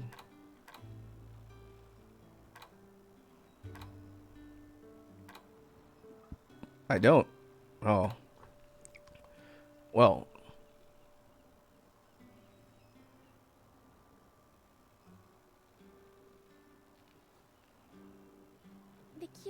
Lavaking says, "Hey Rocco, you should look up dinosaur names translated. Some sound like Souls bosses." Oh yeah, especially due to the Latin. Like the Latin parts of all of the dinosaur names are definitely something like you'd see.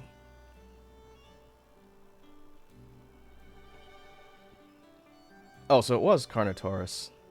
Taurus. Like a Taurus, like a bull. That's kind of how I pronounce it, but yeah, it's that one. Also, you spelled my name wrong again. I think it's probably a habit at this point, but I'm gonna call you out every time now because it's funny.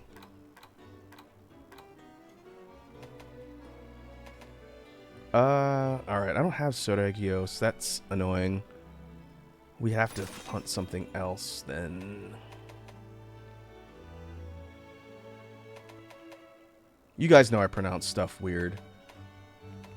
That's part of my lore, because I live on the west coast in the States. I apparently pronounce things strange.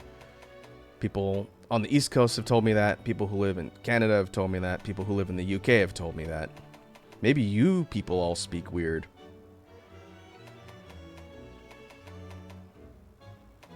The West Coast has California, and California can't be wrong.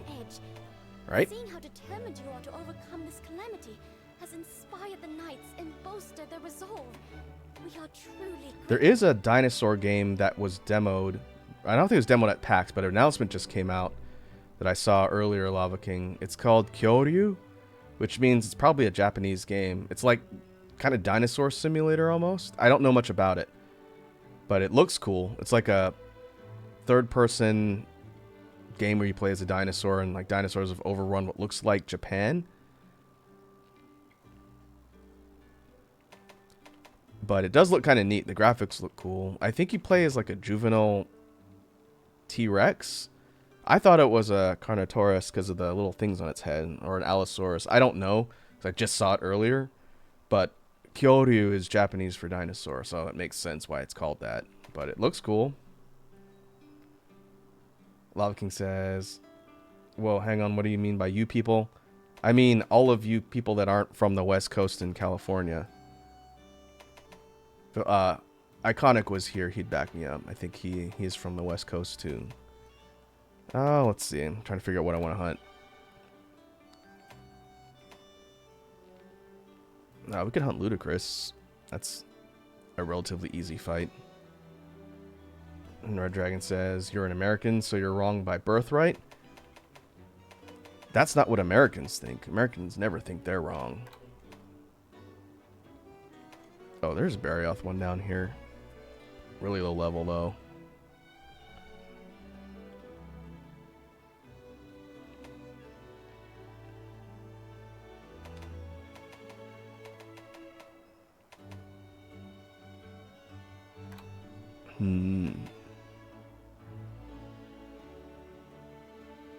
Could fight Cam. Chameleos, this one's 206. Would be a tough one with Glaive. But we could do it. Good practice. This monster is dangerous, but I feel like I know its patterns decently well. 4 quests to cycle.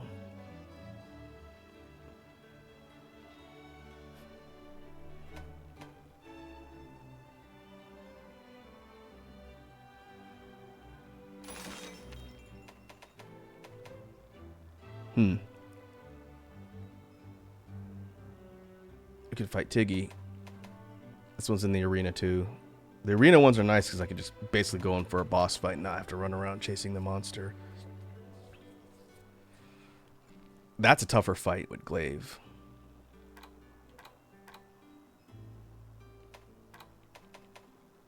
Or we could switch. We could switch to something else too.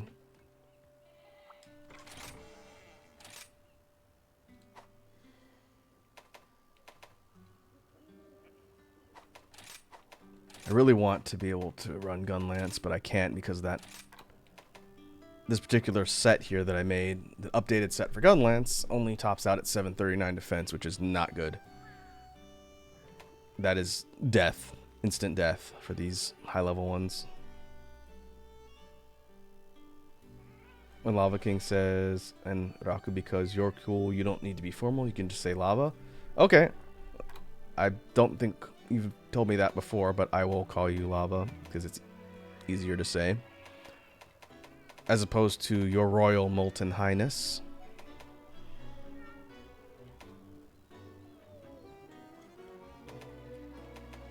We could do bow. I'm trying to think of what I want to fight, and it kind of determines what I pick. We could switch to SNS. I haven't done SNS in a bit. Likewise, hammer set tops out at 865. I think with the charms I've got, it's a little under 900. Not bad, but still a little low. I'd rather like to be in the mid 900s to not get one shot by everything on the anomaly.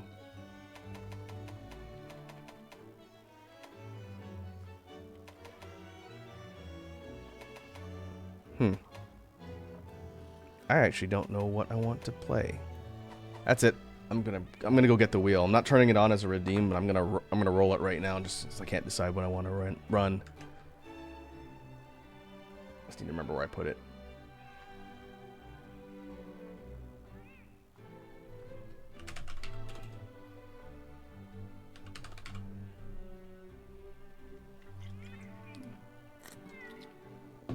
Oh, I can add bow to this thing too.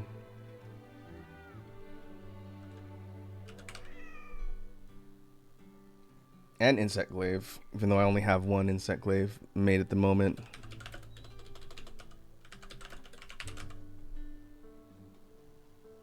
Alright, let me pull it up on screen so you folks can actually see what I'm doing. We will put ourselves at the mercy of RNGesus.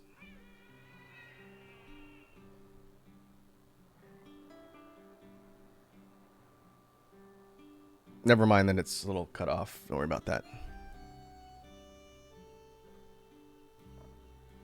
Alright, survey says...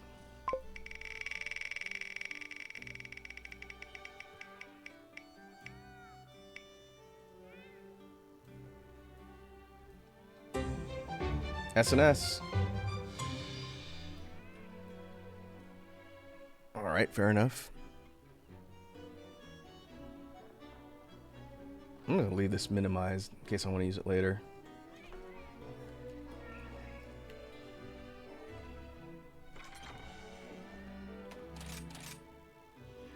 Alright. I don't have to change my armor, but I do want to see what I'm going to fight. And I'll determine which SNS I take.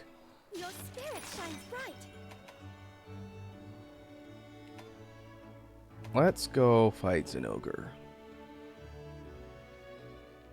Yeah, let's fight Zinogre. And let's switch things up.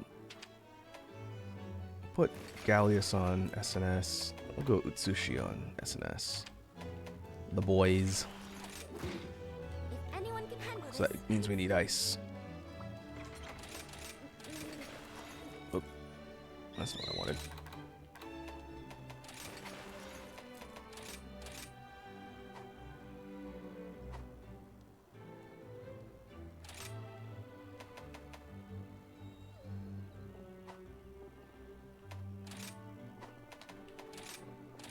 We want Lunagaron? Yeah. And we'll change our layered setting. Usually I take the Gore set for SNS. Pretty cool. Oh, sweet. Share.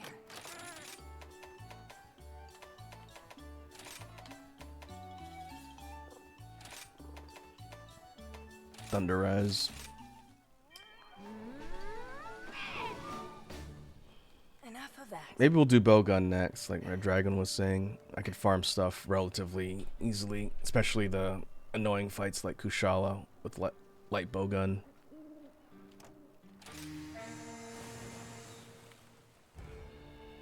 Ready to go. And like I mentioned, this particular fight is in the springs, so it's just a contained arena map. We don't have to run around, find the target. We just fly in and then it's deathmatch.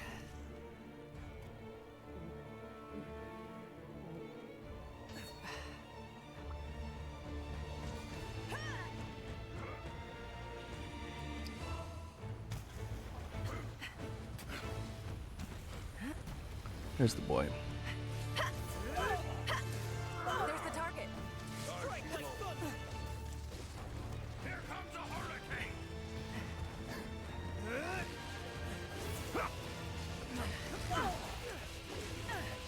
Ready for some action?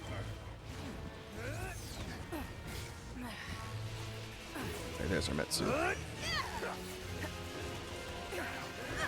Oh, that was fast.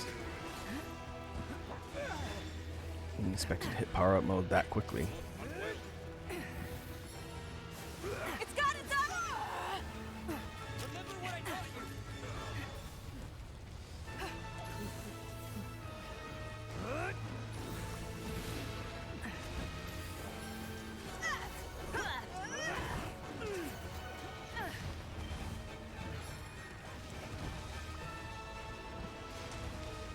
I guess we can try and go for the tail until the anomaly cores pop up when it gets mad.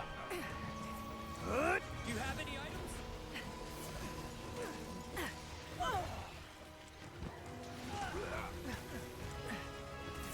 Use an item. Watch out for the monster!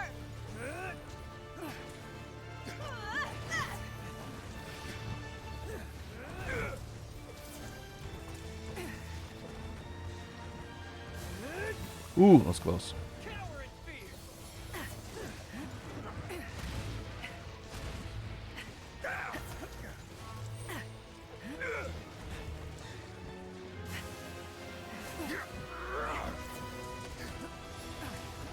There it is. The head's gonna be tough to hit because it's so high up. It's got its eyes on you! But if we can get a Metsu off before it flips around, that'll do decent damage. But other than that, we're gonna have to kind of rely on waiting for an opening to hit the head. Like that. Get a KO too. That'd be nice. Think you can take That on looks like it's gonna hurt! about you.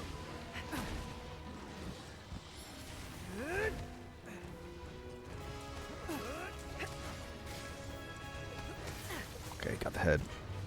Focus on the arms.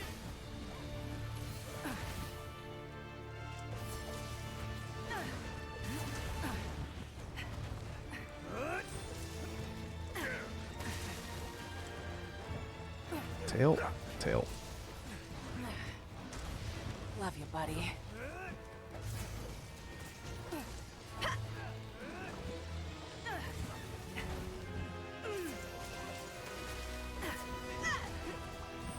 Look out!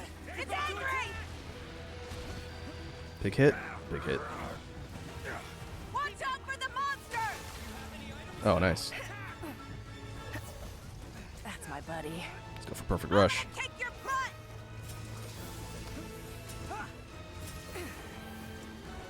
I will protect Kimura. Think you can take on the master?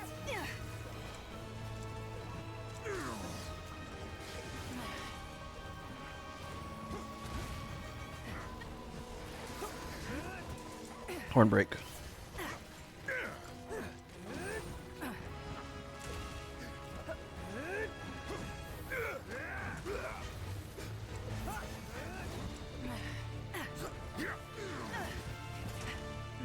Alright, my commentary is not as in-depth for this one. This fight's a little bit tougher than the last one, so I got to pay attention. Another thing to talk about the con, be on topic here. Usually when I go to conventions, I like to allocate a bit of budget to be able to buy merch and cool stuff. This year I actually didn't really buy much. There's some neat stuff there, but nothing I felt was like a must-have. I did buy a bunch of Persona pins I could put on my hats, which is nice. But other than that, like nothing I felt was really compelling. I didn't buy any shirts for the first time. Usually I get all my nerd shirts from places like Love conventions. you, buddy. But I didn't see anything essential. I will protect Kimura.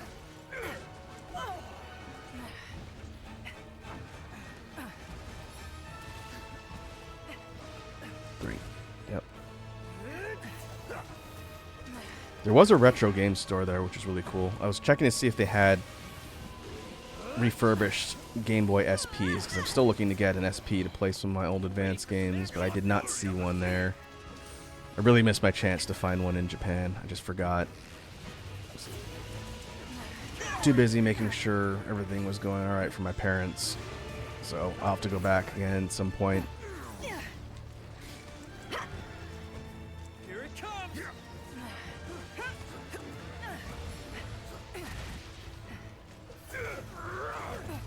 the best, pal. Ooh, it's close.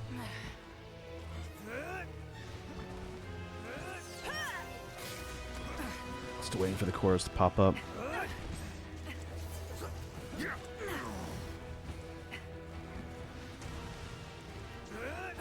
Give me a KO. Finally. That's my buddy. No more holding back!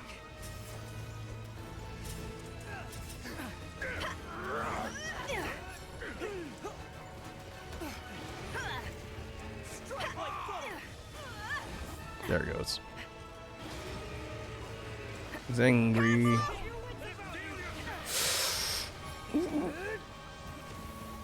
It could have been bad.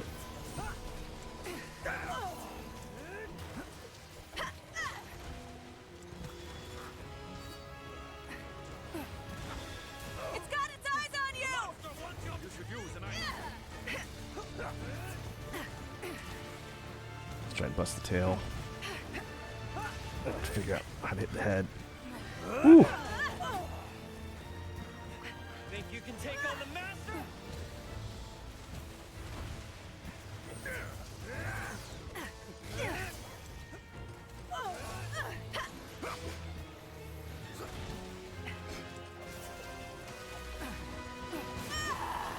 Ah, You must recover. oh, let's get headshot opportunity.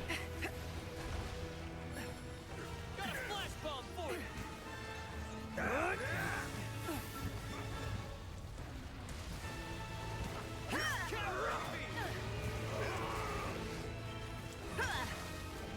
Stay right there. Stay right there. Ah. Gotcha.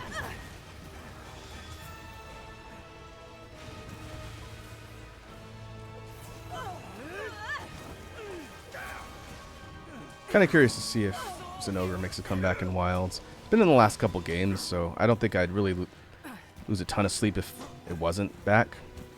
The fight's fun. I do like fighting Zinogre, but Watch out for the monster! I would be fine with either a new monster or another returning one from something like Frontier.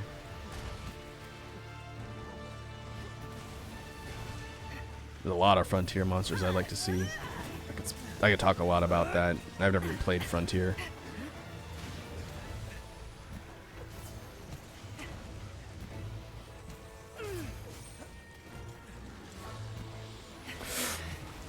That was not a good idea.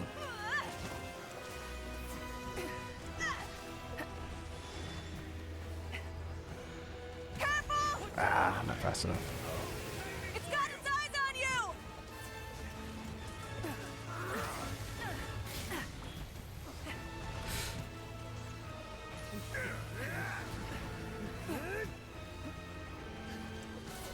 Try and cut the tail off instead.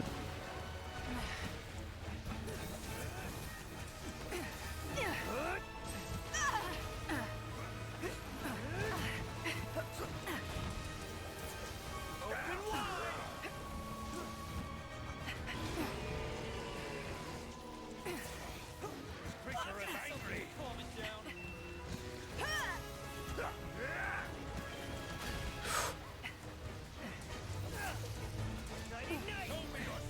I owe you one. I owe you one. Watch out for the monsters! Alright, wait for an opening to hit the head. And just go for the limbs. Or the tail. Remember what I taught you. That looks like it's gonna hurt! Oh, I thought I could roll through it. You're the best, pal. So I'll be over soon. Comes a hurricane. Oh, I missed. Alright, worked out. Ready to hit 10? Let's go for wall hits. Let's go for a ride! Remember the mounting bases.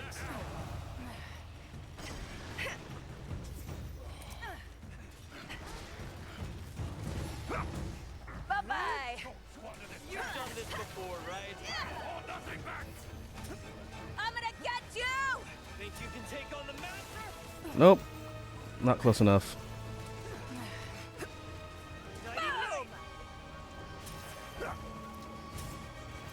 Perfect Rush does so much damage, but I'm just messing up my location placement and missing. It's whiffing all day.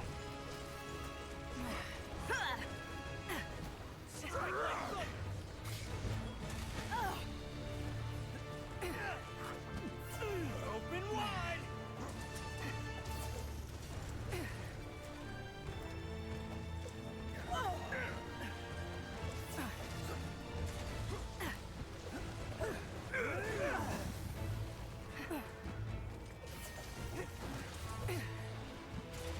Still trying to cut the tail. I will protect Kamura.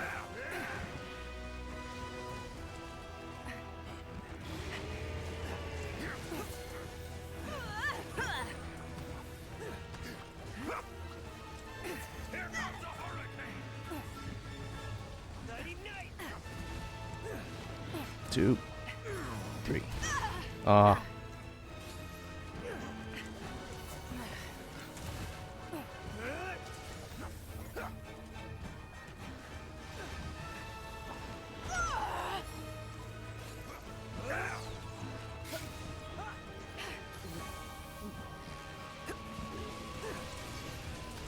It's fine. See if we can get another KO.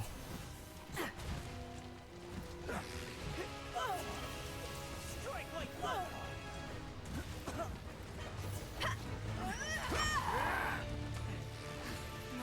So heavy on the suit. Well, that was enough. Targeting you. Nighty night. How are we doing on time? About 11 minutes. If I can get around 15 or so, I'll consider that good. I'm a little bit rusty with SNS.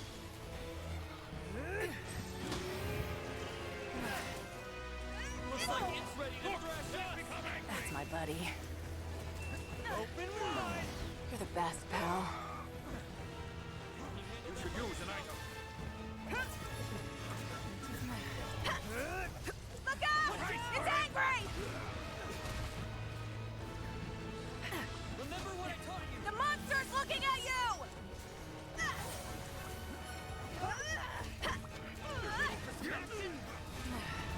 Oh.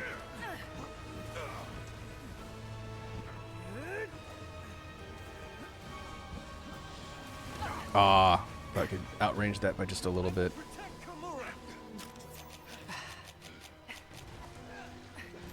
It's a dangerous attack. Big kind of uppercut flip thingy.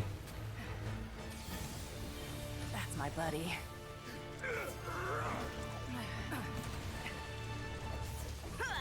Show us what you got, hunting buddy. That looks like it's gonna hurt! You must recover. Right, back leg and I think the head.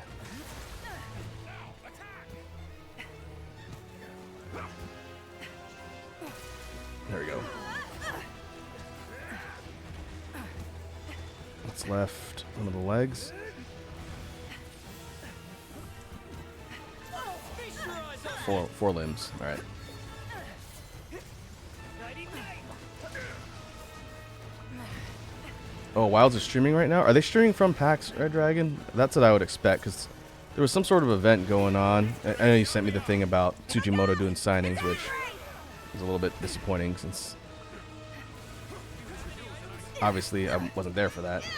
Oh, that's cool. I'll have to go check out the stream VOD at some point and see what they talked about. Are they showing off anything new? Uh-oh. Keep your eyes peeled.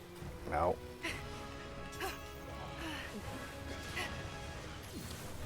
Ooh. That'd be cool if they showed a new trailer off, but I don't know if anyone was expecting that. Here it comes.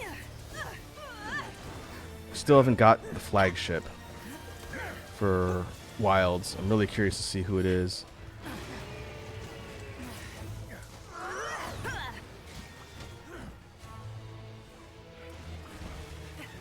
Oh, they just showed some new bird wildlife. Like a monster or just like endemic life?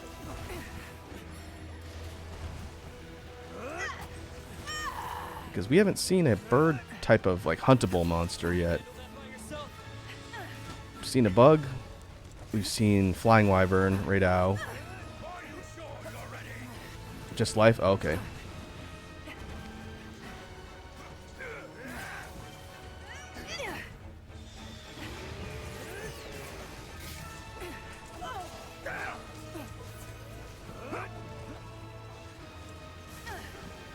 It's got its eyes on you! I got the head. That looks like it's got Oh, almost dead. Oh, who got the tail? Nice. I think that was Gallius. Love you, buddy. Watch out for the monster!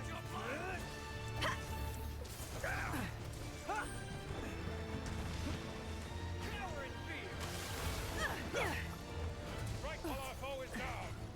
I'm gonna kick your butt! Open wide. Try to close this one out. So forgiving.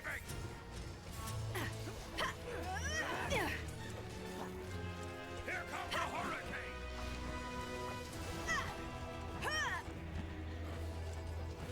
Strike like thunder. Cower in fear. Mr. Monster, Stay meet Mr. right Weapon. there. Ready for some action? Open wide. I guess we're going for sub 20 this round. Yep. Like 18? We did it! 17 or 18 minutes? Ah, a little over par. I'm gonna tell everyone that we were Not in great, it but together, Ace. not bad for Carve. trying to sword and shield out after it's been a little bit. Dragon says, no, I have other 3 monitors. I can play and watch you and them. Well, that's fine. Like I said, I'll check out the broadcast Alright, later to see what they so we talked about. have-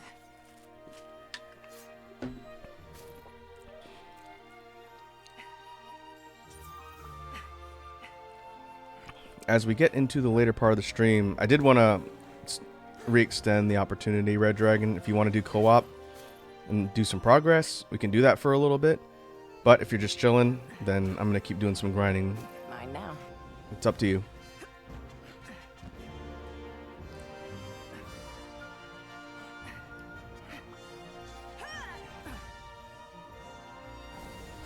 Okay. Let me jump into the community VC. And we could set up.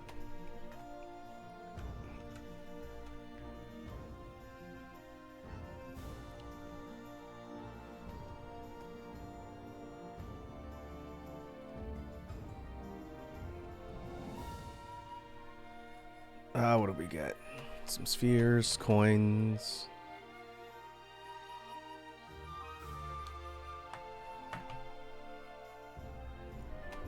General bits. Gem? Yeah, gem, no mantle. 1742. Again, kind of a maybe low time, but it's all good. Got a stretch from Sour Lad. And a hydrate. Well, hello. Lava asks, can I join the VC? Sure. You wanna talk to us? Yeah. I don't have a reactive for you. Hey, what's up, You're Red muted. Dragon? Can you hear me?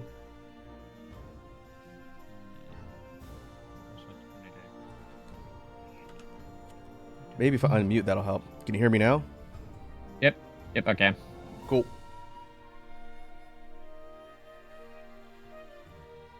Yeah, Lava might be jumping in here too. That's 5 hydrates? 5 hydrates. Thanks, man. Yep, no problem.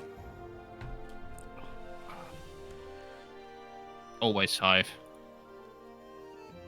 Yeah, Lava King. Ow, my knee. If you want to send me a reactive, and then I'll add it right now because I'm just in here at my sources. I can do it real quick. Just DM it to me, send it to me in Discord. I'll add it real quick. That way, if you jump on, you'll be visible to the chat and you'll exist like a real boy. Well, boys. Who wants to quote? It'll be me or you. You should probably host because we're doing progress on your game. Okay, then. I think I have to change my status on Steam, or it won't let me The join. new Gundam Breaker is so much fun. I heard a third voice. Hey, Lava. Hello. I have not been following Gundam Breaker. What kind of game is it? So you know Armor Core, how you can like mix and match make your own bot? Yep. That, but with more pieces, more options, more decals, and essentially you can actually have different kinds of arms. Ooh. Like you can have one really big beefy arm on one side, and then like a little skinny, funky arm on the other if you want. That's cool. And you can even adjust the size of them, or in positioning. Like because not all kits are like made the same size, so you can there are sliders where you can adjust that, so everything can be fit all nice and clean. See, where I come from, we call that a W arm. Yeah, the last game before this, which was on Steam called New Gundam, was an absolute mess of a train wreck. Is Breaker like a PvE type game, or is it also like competitive No, PvP? it's got some multiplayer, but it's basically more just about the building of your mech, and then you can do like story missions on, and which you can like redo for like grind for parts. And there's a big multiplayer thing. Like they added some like a clan system, but I don't know how that works. Like just a lot of customization, and like how many people say you don't need to know jack about Gundam to like this kind of game. If anything, I think it's better that you don't know anything, which gives you more creative freedom to make what you want, without any like preconceived notions of like, well, this looks like a Frankenstein monster. Good. What system is that game on? Is it on everything? Oh, it's on everything. It's on PC, console, everything. I'm playing the Switch version. Does the competitive stuff have cross-platform, or is it just on platform? Like for I'm not sure about the cross-platform stuff. All I know is that it's on everything. Interesting. Is it out on beta? No, it demo? already released. Yeah, Oh. Thursday. It's £50, yeah, so no chance.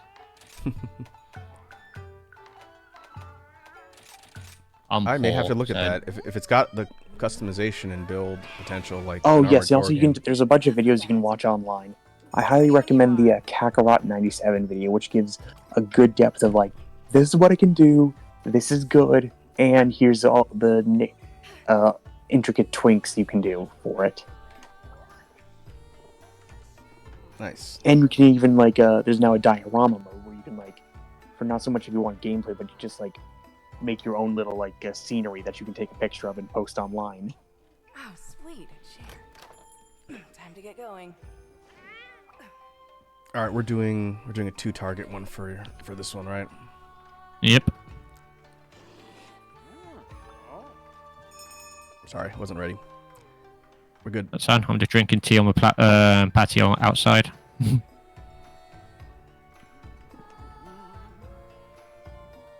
And... Dude. That me? Ready to go. More bow practice. What are you wearing? Oh, ha! You got the cosmetics. That's cool. Yeah, just because it looks funny.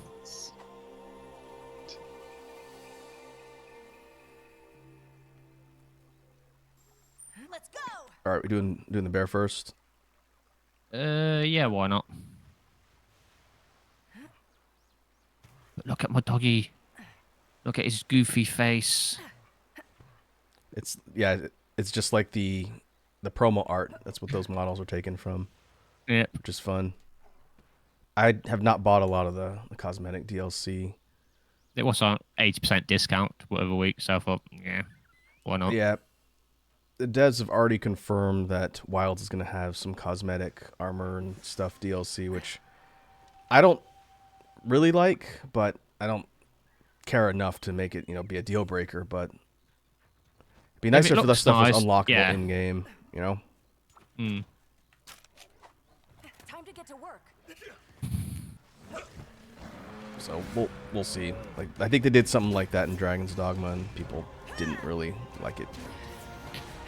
As long as they don't do a thing they done with this game and Dragon's Dogma, where you have to pay to remake your character. That's a really dumb idea. The character vouchers. Oh yeah.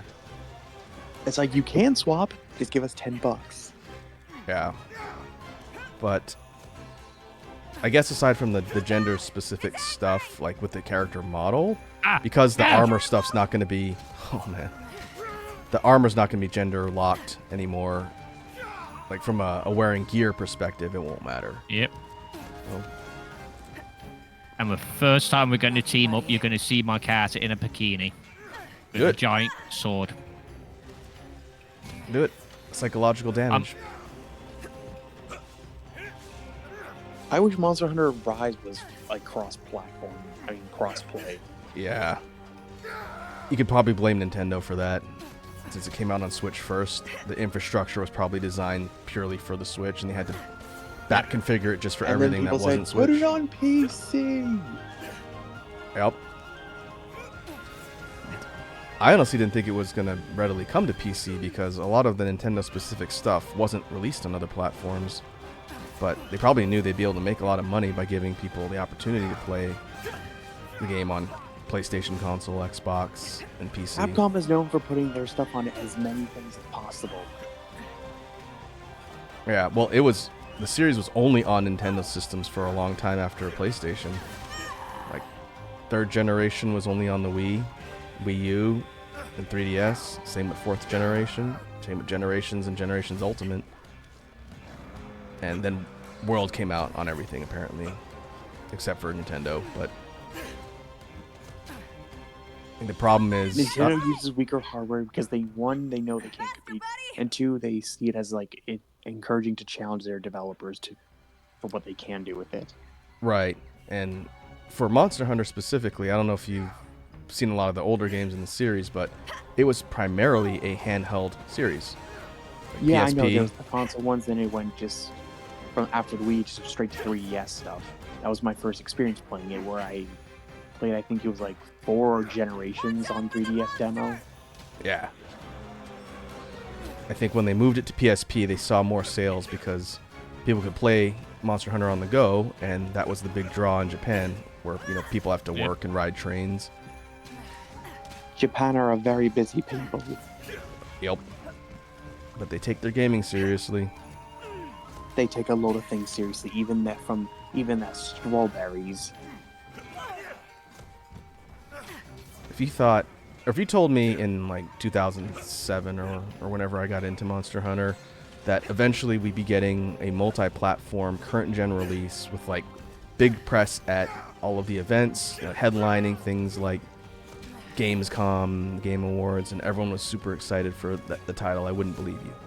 I thought Monster it would just Hunter be is niche. essentially Capcom's answer to Yakuza in that this wasn't our biggest thing, but it's now become our Frog biggest guy thing. behind, or turtle, or whatever his Yeah, name is. you're right, Lava. It absolutely became their bread and butter. Like Street Fighter, let's be frank, Street Fighter will never be as big as it was when 4 came out.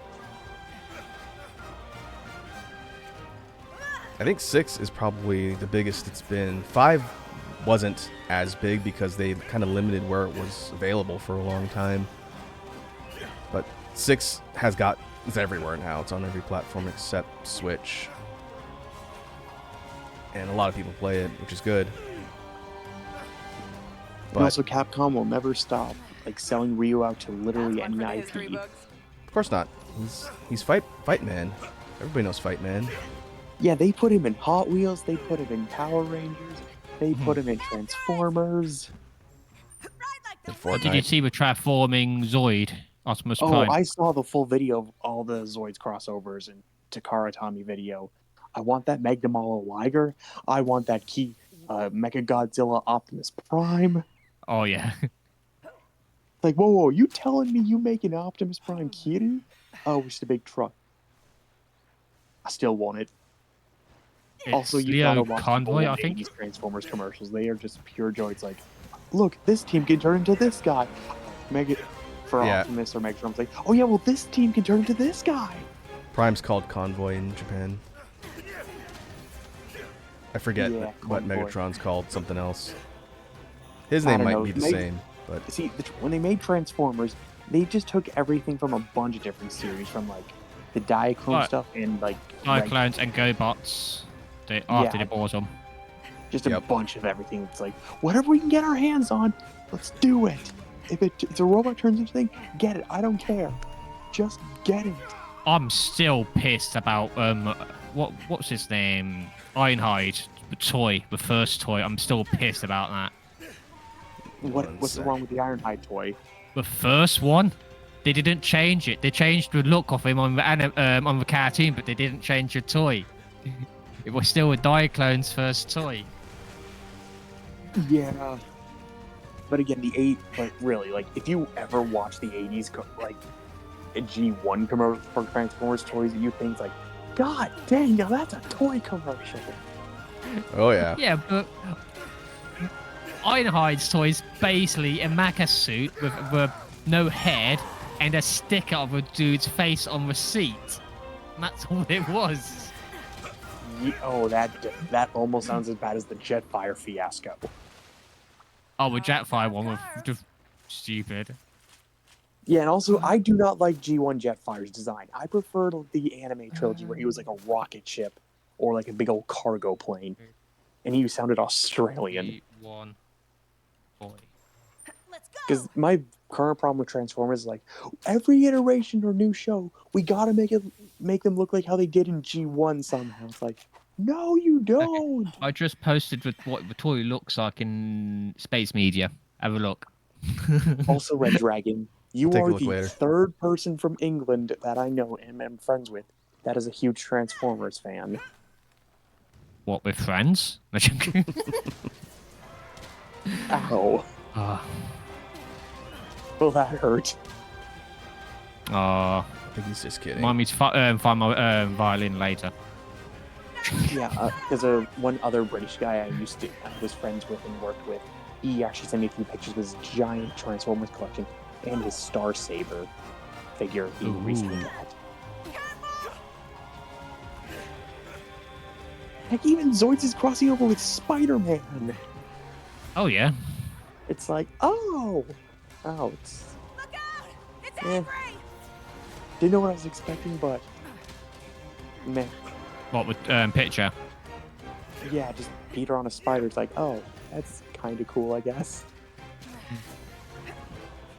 Also, Zoids isn't even the actual name the Japanese called it. They just adopted that name for the franchise because that's what the Europeans call the franchise. And it was just like, okay, that's the name we got to use because that works. That's what I've always known it as. Because the Zoids was originally like just a bunch of wind-up toys. You had to. Oh yeah. That's what I remember. I think I had a couple of those back in the day. I used to buy them and make them. Mm-hmm. Looks like it's gonna They Yeah, would I like think I move remember around. as They had kid, like I a got wind-up the thing that would Blue move. Commando Yeah. from New Century. I had the blue one. What you call it? With the blades on the side. And you Oh, wind it. Blade Liger, yeah. Yeah, I had that one. I had the white it up and in the gray middle. one. It was like I think it was a dinosaur. That doesn't really narrow it down. There's a lot. I know. I'd know it if I saw it. I think it was like a You T-Rex tried type color. dinosaur, White. white and gray. The Geno? No, couldn't It'd tell be you the what it was tournament called. one. It was like 30 something years ago. did it have like crabby claws? No, Oh, I think I had one of those too. Looked like a scorpion. I had like 2 or 3 of the oh wait, no, ones did it that have were like these brought weird outside triangle of things Japan. that like these grabbers?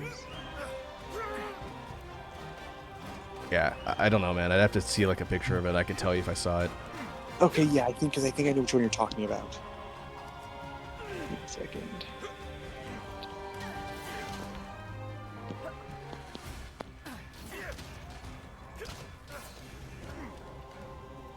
Where you go? Oh, Don't let him get away! And you're sure it was like a T-Rex looking thing? I think so. Wind! One of that them. narrows it down greatly. Yeah, there was a couple I had. One looked like a scorpion. I think it might have been like blue and gray. But the dinosaurish one, I think, was white and gray, like a T-Rex one. And it's been a long time, so I'm kind of trying to piece together memories from Yeah, eons okay, past. So yeah, I'm gonna post them in general, which the ones that I think are the ones you had. Put it in media share. Oh, okay. Yeah, put it in media share. Wait till all in one spot when we're talking about it. Yes.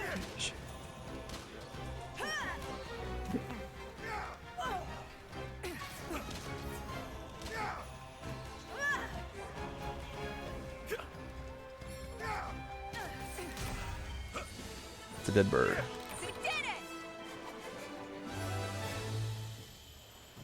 Oh wow, yeah, is that the Ironhide toy, Red Dragon? Oh, yeah. Alright, let's see That's what what Oh. I toy. Oh, that's bad. Oh, yeah. Because Diaclones was a human controlling a robot. Oh. And that, if you look at the top, that little window was a seat for a human. Oh. And Yeah, all they I wanna did see to this change now. it is they stuck a face of a dude's on the seat, and that's it. Confirm. Oh. And that's all they did before releasing it over. I'm like, why? Why on earth is it? It was a minivan, huh? Yeah. Okay, so Raku, are any of these three the one you think you had? It wasn't the first one. Ooh, It second one wasn't. looks familiar. It was similar to the second one, but like Red Dragon was saying, it weren't the regular model kits because they had a wind-up feature where you basically wind them up and they would walk around. Going back So to that the was probably a village. separate line that was ported Yeah, outside these are of like Japan. some of the newer versions of the kids, but I think you had like the old stuff, so hang on. But yeah, that's a proper picture of Ironhide when it first got released as Transformers. It made What no is that? sense. Is that supposed to be like a rocket sled? What's the vehicle? Oh, the vehicle is his roof. He just takes off his roof and just stands up. It's like a power bay type of thing. Huh. Yeah, it made no sense whatsoever. Especially because in cartoon, he never had that. And toys were definitely built different back in the day. Oh, yeah.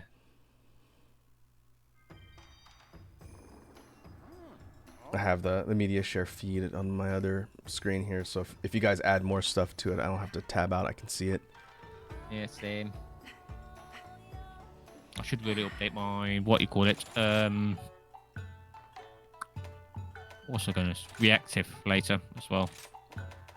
You can change the color. Yep. Don't forget I got your one updated.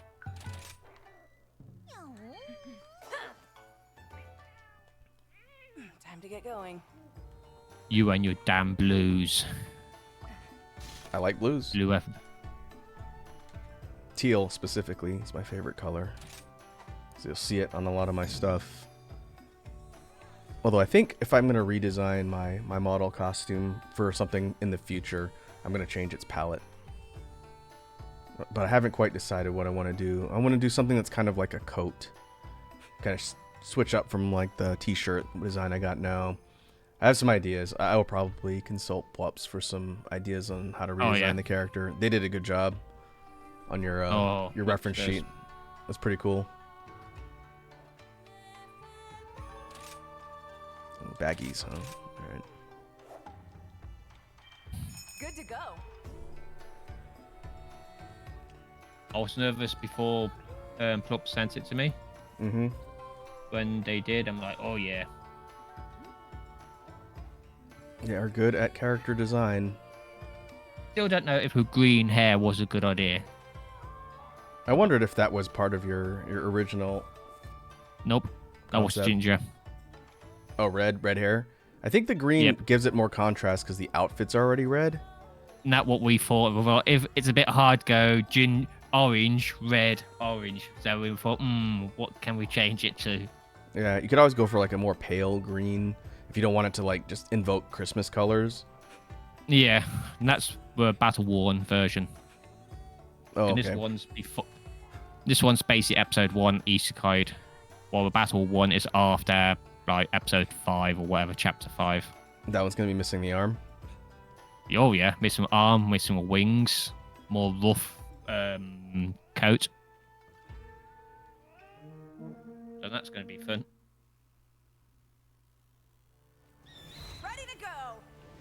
What we doing? There's a rabbit. I like the wind.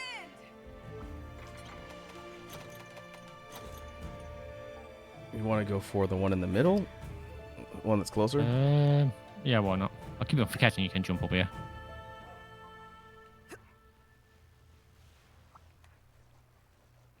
How many more key quests do you have on this star tier? Oh no, that's a rabbit. Did not want the rabbit. Oh, I forgot to get more codings. 2 after this one, I think. Okay. Yeah, these Maybe should be 3 relatively at the quick. most. There's the target. It was 4 before the last one, so 3 or 2.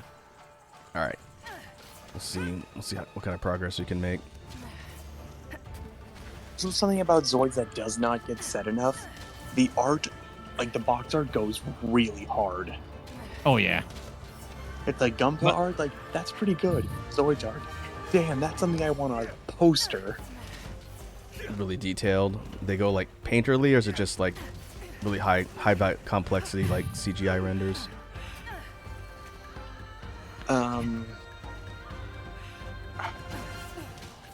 Now, Raku, was your Zoid story like from the 80s or like the 2000s? 80s.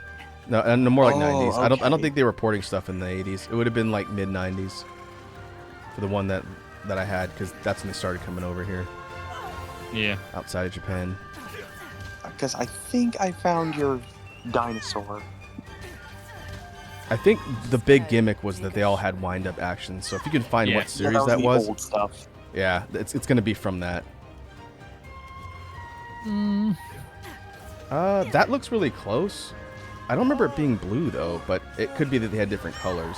It looked a lot like that though. I recognize the guns on the shoulders, on the back. Yeah.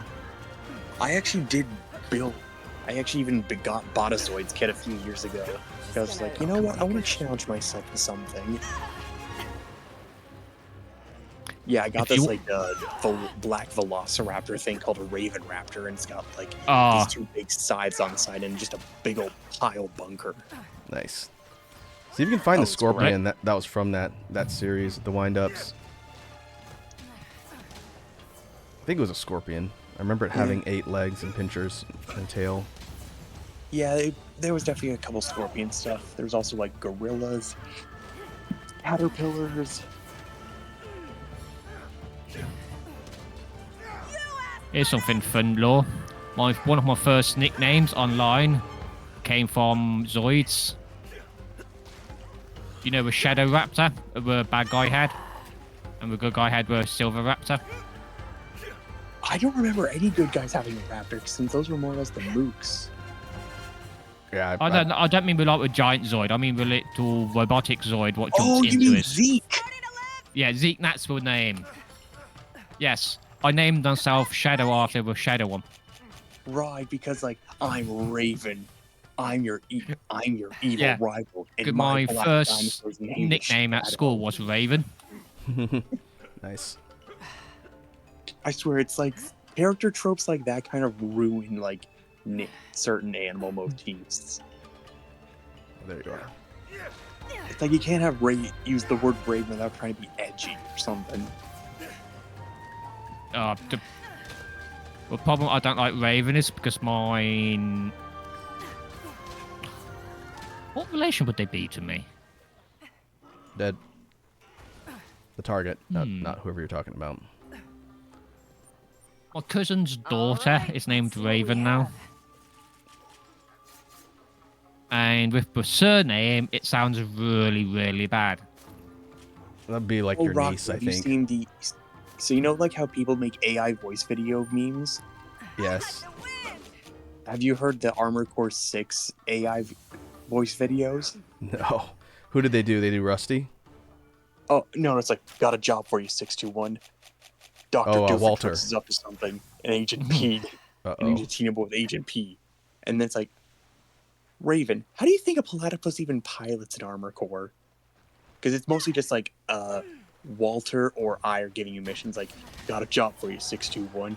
Because you took down what Burger King's Armor Core. Penguin Moist Critical and the McDonald's Armor Core are becoming a serious problem now because they've been left unchallenged. Find them and take them out. That's fun. Like, I don't mind people messing around with the AI stuff as long as they don't make it weird. Oh, no.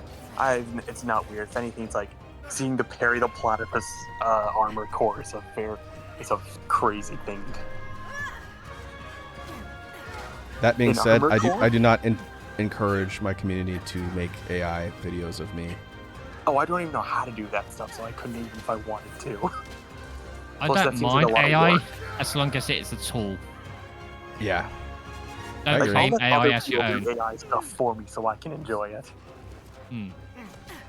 I think as long as you're not either creating something destructive or ripping off somebody's content, Yeah. then I don't have a problem with AI. Or And I say that claiming as AI someone, as your own stuff. yeah, I use it Like- for Nah, music nah. stuff, which you guys may see in the near future, but Oh yeah. you have to be careful about. Ah, here it is. The why I salty.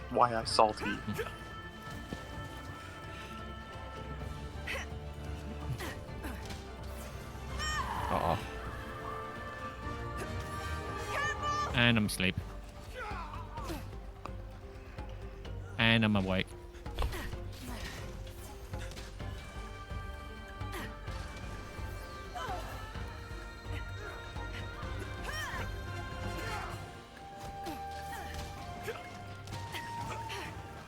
I'm helping, honest, Raku.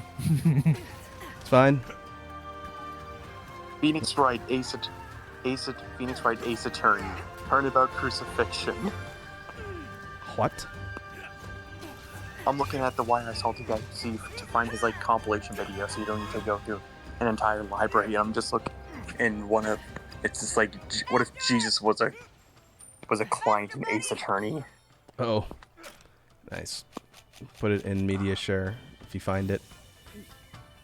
One of my favorite things, I haven't checked in on the more recent ones, but when AI voice stuff was kind of taking off a little bit more earlier in the year, it was the presidents, the U.S. presidents, like do different I things. love Biden and Biden, Playing Trump, Mario and Kart or something. Obama. Or GTA, wasn't it? No, there's a bunch of them. Like, there's a couple Yeah. people who are doing it, but like one of my favorites was the 3 presidents rank Monster Hunter weapons. Oh yeah, tier lists are very popular. Trying to do with those. Yeah. They None even of them did rank the Gunlance Godzilla highly. video, like all the Godzilla movies. Like, oh crap, it's Ken, it's George. Don't tell him we did these, and we didn't invite him to do the show and stuff because he's a big show. He's a show purist. Oh yeah, yeah. 'Cause of There's course one where they George ranked Bush anime prefers to waifus. show That one was AOL. funny. Let's see. That's good, clean fun. I prefer the Biden and the gang videos where they do actual skits like, hey, where it just feels like, what if South Park, but where they were a bunch of old dudes. It's like, hey guys, I bought an ice cream truck. George, look out, it's an ice cream truck. Don't eat the candy. They're Yes. pretty funny. Yeah, some of those are really well scripted. Oh, absolutely. And then you have to watch the Celebrity AI Yu-Gi-Oh tournament. Oh That god, is a whole like higher tier of writing. nice.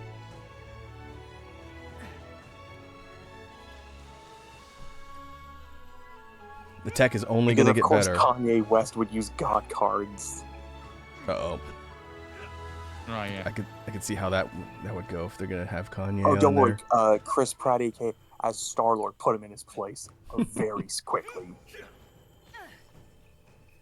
Oh, internet. Never stop interneting. Imagine when the human race Oh, gets here we wiped go. out and if the alien race comes to discover us and finds the internet. I think they're gonna be confused by the memes. Like from a Just by the Yeah, memes? well, like 61. not only by the memes, but as far as like a representation of human quote culture, trying to understand like the meaning behind memes, because you know what is the meaning behind this? That's a great question. Yep, that is a very difficult thing.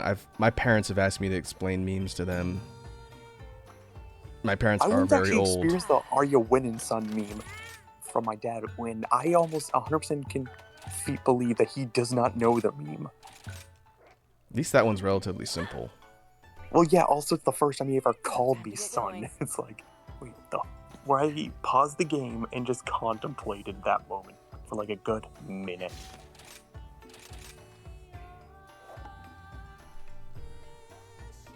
good to go. Also, I saw the Crow movie recently. It was good. Was it? Crow. The old one. No, they No, the new just made one. a new one. Oh. It's like a reboot. Is it a reboot? No, it's just a new version of the story. Oh, okay. I keep forgetting to stock up on my coatings. It's a pretty good love story. It's got the same kind of like freaky people in love as like the first Deadpool movie. Yeah. Who plays the character, the main character of the Crow? Like this Skarsgård guy or something. Oh, Skarsgård, the guy who played Pennywise. Is it Peter? Yeah, Alexander. Alexander? Skarsgård. Ooh. Yeah, he was in like John Wick interesting. 4. He's been in a lot of stuff. That's cool. But it's not as like, I guess, loud like the Brandon Lee one was. I that haven't makes seen that movie in a sense. long time. Yeah. Real I have never tragedy. seen it, but because I don't know if like Yep. wait, so how much of the movie is actually him in it and not the replacement actor? I Most think of it, isn't it? I think it was most It's of it. like- Yeah, I think they were mostly done It's like when 80%. when he was killed on set. Because they don't film the movies in order. And they did the scene where he died near the end.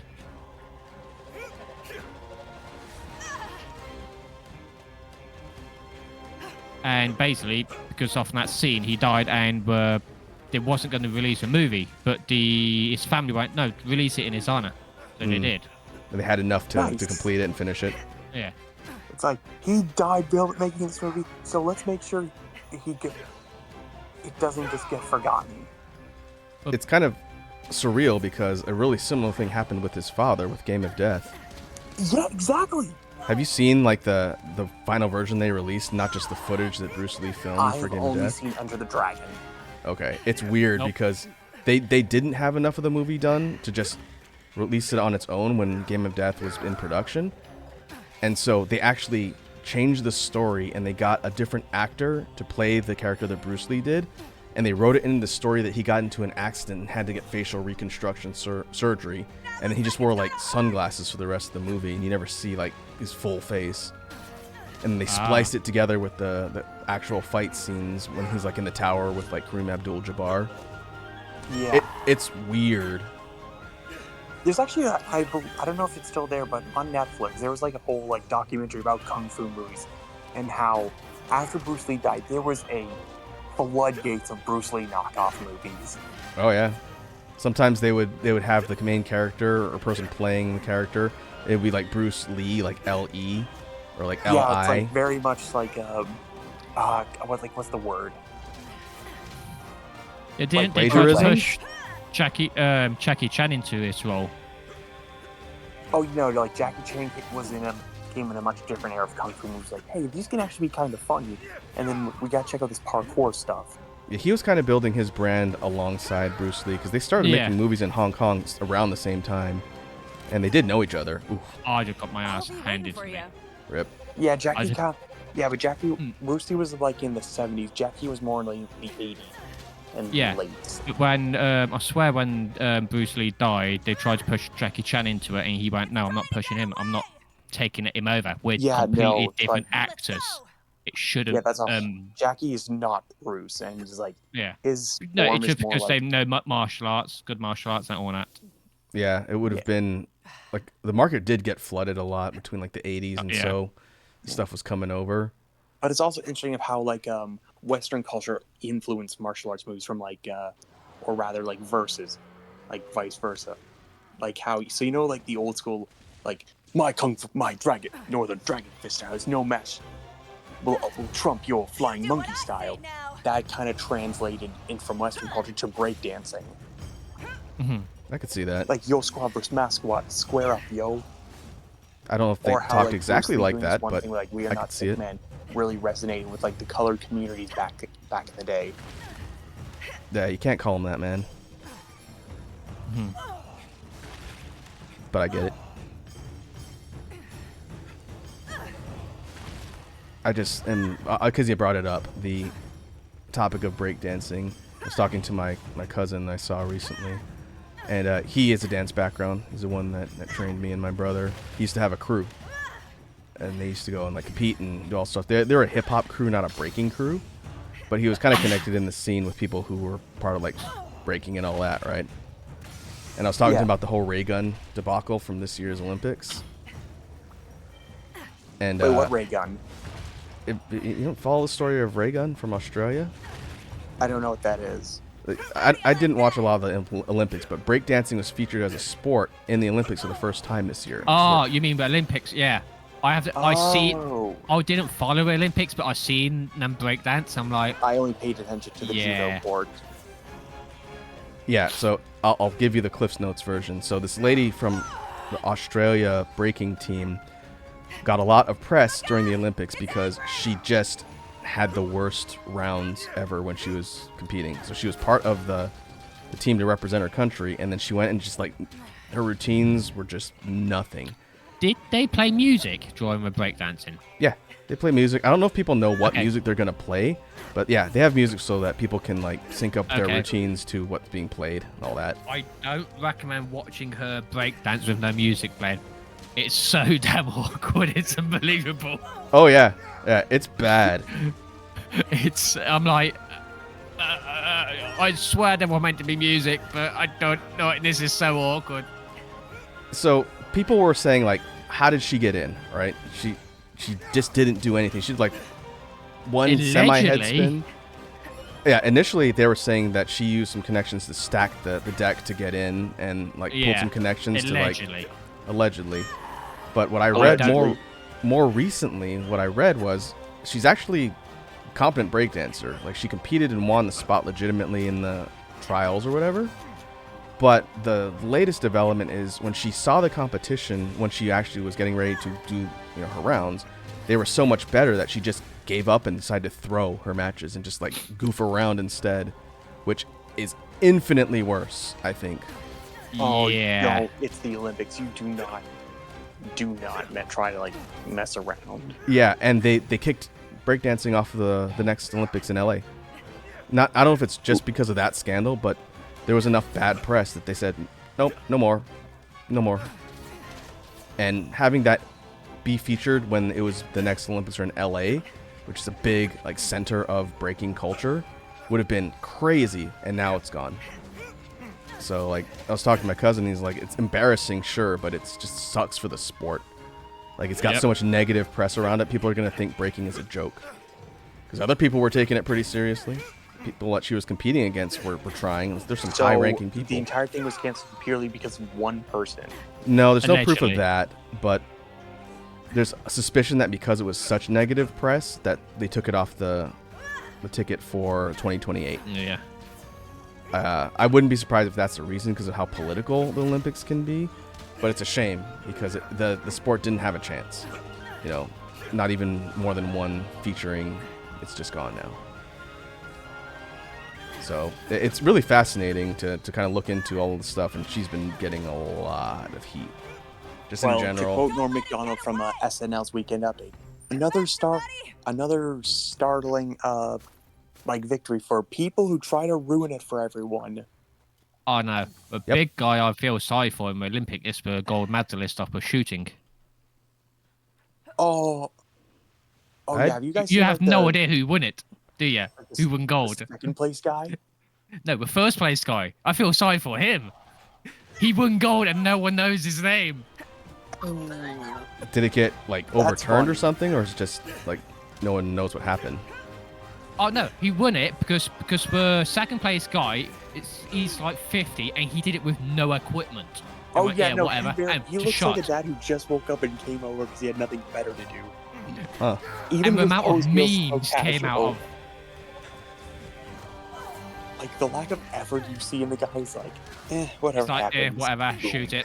Yeah, done it. And walks off.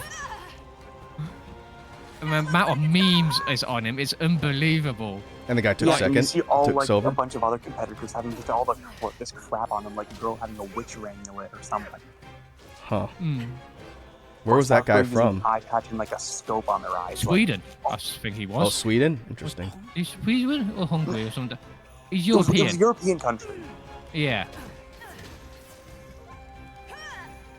It was just so funny. It looks like he just gave no shits. I'm like, yeah, done, that's fine. And walked No. away. And got second place. He could not have been. he was just did not care about whatever. Like he very much like, oh crap, we need someone's like, hey you, huh?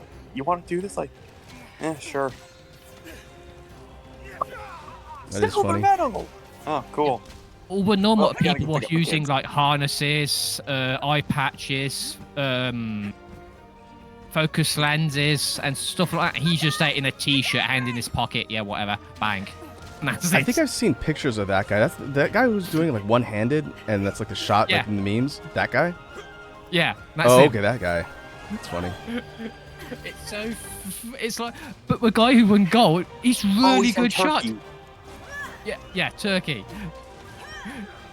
Yeah, The guy who won overhead gold is celebrity, really talented. random Turkish But you dad. ask who won gold, no one knows. No one even knows what he looks like. Got Unless you look it overshadowed up. by the other guy. Yeah. It's funny. 51-year-old Turkish Olympian with no specialized lens, eye cover, or ear protection won silver medal. I had fun. Didn't even That's gonna make people reevaluate their strategy. The third place was a Asian woman who had really good tech. If I remember correctly. Turkey sent a 51-year-old guy with no specialized lenses, ear cover. South Korea sent a fully kitted out player for the Olympic shooting. Turkey sent the guy with no specialized anything. He was in the Olympics and shooting in the previous years as well. He did the same, and no one cared. But this year, some that reason, people cared. I think it's because of how, like, the dichotomy of everyone, like, hit it out, and this guy just looked as casual as possible. Did they have archery in the Summer Olympics this year? I have no idea. I believe so. That's one I would care about watching because I used to do archery. I didn't do it competitively, but I used to do it as a hobby. The problem is I remember seeing someone on YouTube talk about how they only do, like, a basic form of archery, not any, like, the more advanced forms, like like horseback archery or whatever. Oh, yeah. That's an entirely different level. The reason why I dipped out of archery is because of how much it would have cost to get equipment and, you know, maintain stuff and competitive. It's like I like it, but I can't spend hundreds of thousands of dollars Yeah. or tens of thousands of dollars, not hundreds, on all the stuff. His name is Mijian Lopez or something. I don't know. The Korean lady wins silver, becomes a worldwide sensation.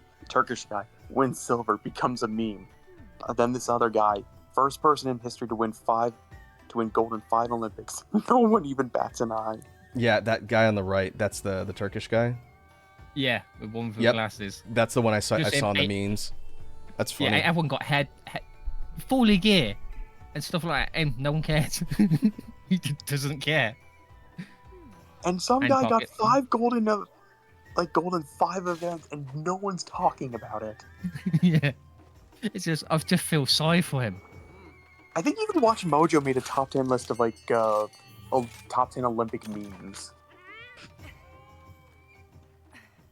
Wasn't that other guy who won gold but got disqualified in swimming? Oh yeah, Remember top 10 Kelly? hilarious viral moments from the Paris. That's it. One more. It seems like Who this shall Olympics we was a go? lot weirder than normal. Like the yeah, stories coming I'm out of not it are a lot more, different than just, hey, this country took the gold or this person Did set you a guys hear they're record. gonna try and add Beyblading to the Olympics? No And chance. maybe the next time Japan hosts it. If Japan But- can't let it rip for the Olympics, who can they let it rip for? And see, they can't do the marketing properly because, yeah, let it rip is the slogan of Beyblades, right? But like in the United States, if someone says, I'm going to let it rip, they're talking about dropping a huge fart. Yeah, same here. So it's like, how do you not screw the marketing up when you have like a tagline that people are going to think of? Oh, if you want to know what really that tagline, there was the whole like vitamin D campaign, and Mhm. and there were these billboards, and she said something like needing the D. Yeah, don't forget to take your D, your daily It's like, D. Or I didn't some realize stuff like how much I needed the D in me. This is why you need young people on your marketing staff. No, this is why you get 13-year-old kids to look at your marketing and say, "Can you make a?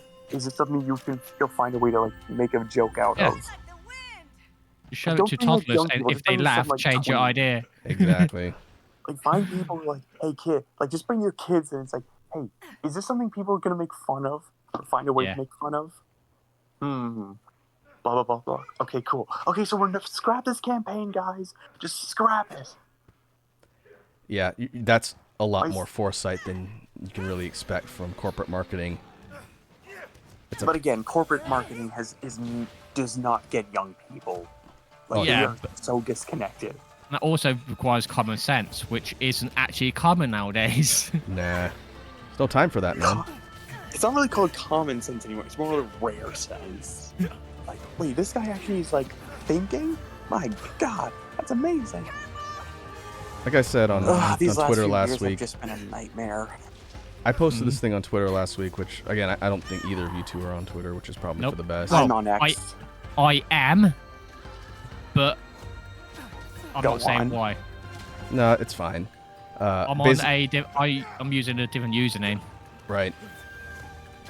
And What don't I want people said to find was it out. I was talking about when I went to go hang out at my cousin's house like a week and a half or so ago, and again he's got 2 kids. His oldest son is like 9, his daughter's 6, I think. And the daughter was talking to me, and I was helping her dad grill. And she's like, hey, come do the scavenger hunt thing. And I'm like, I'll do it later. I'm helping your dad. And she's like, bruh, come on, like stop ignoring me or something like that. And I aged 10 years on the spot when she said that. I said, did you just bruh at me? Said, yeah, bruh, come on. Like, I aged when one of my cousins left school in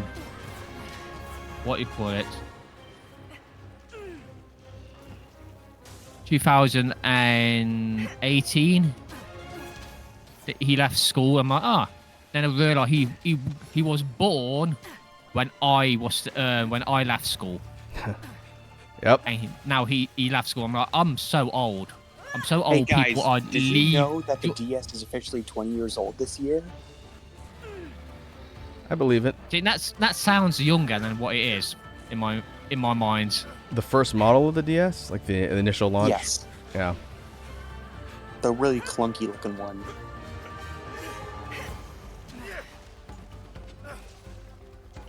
I believe it. Mine. Or how the Princess Bride is 37 years old. I saw this video about different generations fighting, and you want something that'll really put things into perspective. The original Star Wars, A New Hope, is almost 50 years old. Oh, God. It came out in like 79, right? So it's like 46 No, years old. 77. Or 77? Yeah, so it's almost 50 years old. Isn't that great? Yeah. Almost as old as you. Almost. Rocco, you're in your 40s? Oh no, he's 50. I wish ya? I was in my 40s. Rocco is the oldest person I know. I haven't found anyone else older than what I am. Thanks. That is true, though. Of all of my content creation peers, too, I'm the oldest. Like, by a considerable margin? By, yeah. The least amount would probably be 10 plus years. There are some people I talk to that are like half my age, man. See, this is why I don't normally say my age, because it just sounds weird. Oh, I'm this age. And everyone else, yeah, but we're in our 20s. Don't say that, please. Please don't say that. It makes me feel, one, old. It just sounds strange. Let's go. Well, you don't sound old. Makes you feel any better. Yeah, I know I don't sound old. You don't sound old, you sound English. I don't sound old because my speech disorder. No, I think you just have kind of a neutral sounding voice, personally. No, I got a speech disorder what prevents my Adam apple and my tonsils from expanding and some stuff like that, and so certain words and letters are really hard for me to pronounce. Oh. And so forth. It's developmental. Yeah. And that's why I sound younger than what I am. Huh. Well, I even went to a special school and all that. Speech therapy. Oh yeah. Yeah. I'm like Three in the schools later in parts of my 4 20s, years. and some people still need to ask me, "Can I see your ID, kid?" Enjoy Oh. it while you can, my guy. Enjoy Dude, being I- carded if I while you don't have can. facial hair on, people think I'm genuinely like, what are you, just a big 15-year-old? Like, What chans are you in then? Like, are you 20s, 30s, 40s? 27. Okay then. Yeah, you were youngest here by quite a lot, long way, to be honest. Oh, Oh. God, Raku, you're a senior citizen. Thanks. Yes. Thanks for reminding we can get me. our discounts.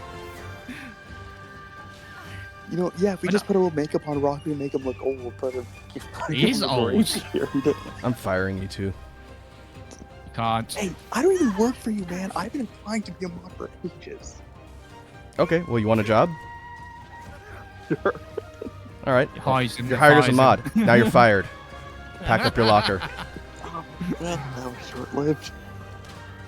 Oh, you just Mr. Krabs, man. We need to talk about that at some point, though, legitimately, because I could use another mod. We'll figure that out later. I don't mind modding. I modded before. Multiple channels. Yeah. It kind of comes down to how much traffic we get. And for a while, like, Sour Lad and Iconic were responsible for purging bots, but I haven't seen as many lately. So that's why I haven't been opening up slots for mods, but for coverage purposes, yeah, we can talk about that later. I think I got 4 mods on mine, but no one ever turns up. I miss the GameCube. Oh, the GameCube was my first console I bought with my own money. Man, the 6th and 5th consoles, like, that was a magical era. I did not participate in the GameCube era. I did not have one at the time it was out. No, like GameCube, PS2, Xbox. Yeah, it was a good. It was a good PS1, generation. N64, that era. Yeah, Rocky was too busy earning a living wage at that point. Yeah, shut up. I did have a Were you born PS2. in the 70s? I went from Super Nintendo that I owned to a PS2, and I skipped everything in between. Just I didn't have the money for it. What was the first console I actually played on?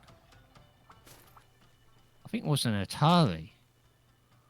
Like a 2600? Yeah. That is old.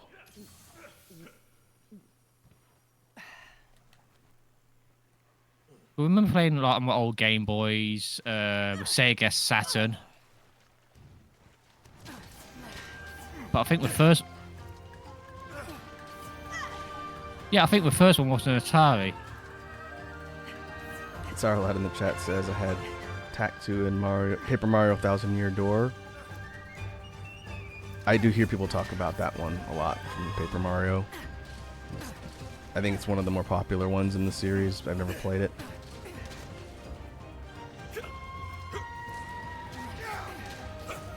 I had to kind of check out some of the stuff from the older generations when it was released on other platforms down the road. Because, like, I didn't have a 64, I didn't have a Dreamcast, I didn't have a GameCube, no Saturn. That's the only one I never played. It's for Dreamcast. Oh, there was good stuff on there, but it was a kind of more selected library. The problem with the Dreamcast is nobody played it. Yeah, it wasn't pushed super well, but there was good stuff on there. There's an old mecha fighting game you would have enjoyed, Lavaking. Oh, you have Virtual On. I've tried it. No, not that one. Yakuza. That one was good too, but Techromancer. You ever play that one? Techromancer, that sounds familiar. I don't. It looks like it's based off an anime, but I don't think it was. It just had that kind of style to it. Is that Capcom? No, I don't think so, because otherwise you'd see it pop up in their media. I think it was another company. I don't remember. My friend had it, and we played it back in the day. So all the casts were like giant robots with all their own gimmicks. It was cool. Oh, this! No, I wish I played this. It was fun. It was Like, not this the most is complex, all but it the was mecha fun. Tropes.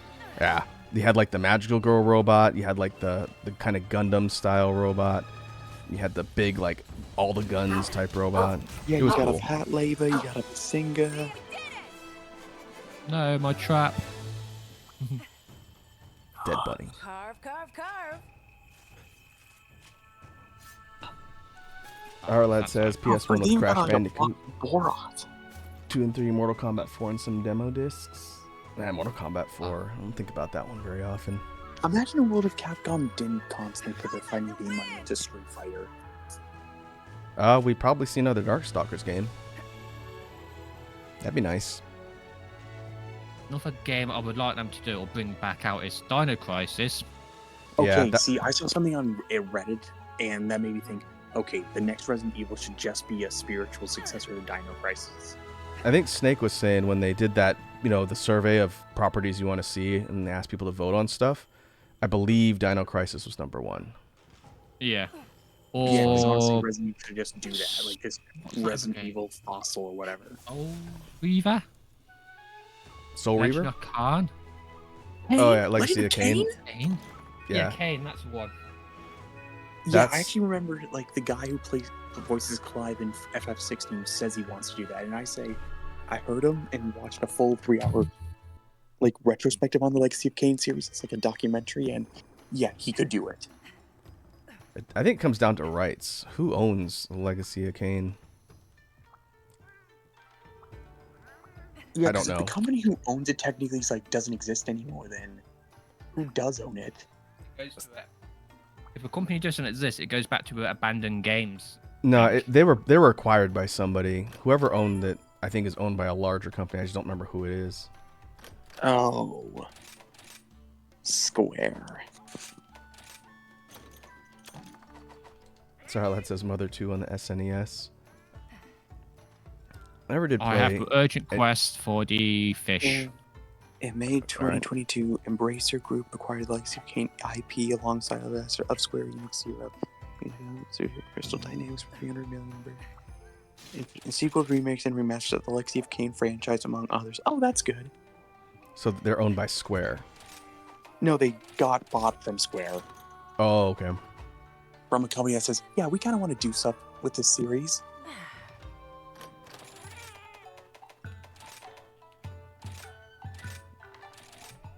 I guess. And to think the main character from Kain is the same guy who voices Sideswipe in Transformers Time to get V1. going. Standing by. And that game does, like, Shakespearean dialogue perfectly. Yep. Like, hate me, but do it honestly. Like, frick, that sounds like a preachy line, but when said in Kain, it's like, God darn! Affinity effects in this game. Also, that's a game series that uses multiple paradoxes and timeline, like, convolution effectively somehow. There's like 2 games in the series? No, there's a Blood Omen, Soul Reaver 2, Blood Omen 2, and one more, so there's 5. Oh. Well, Just maybe it'll everyone pop pays up. attention to Soul Reaver.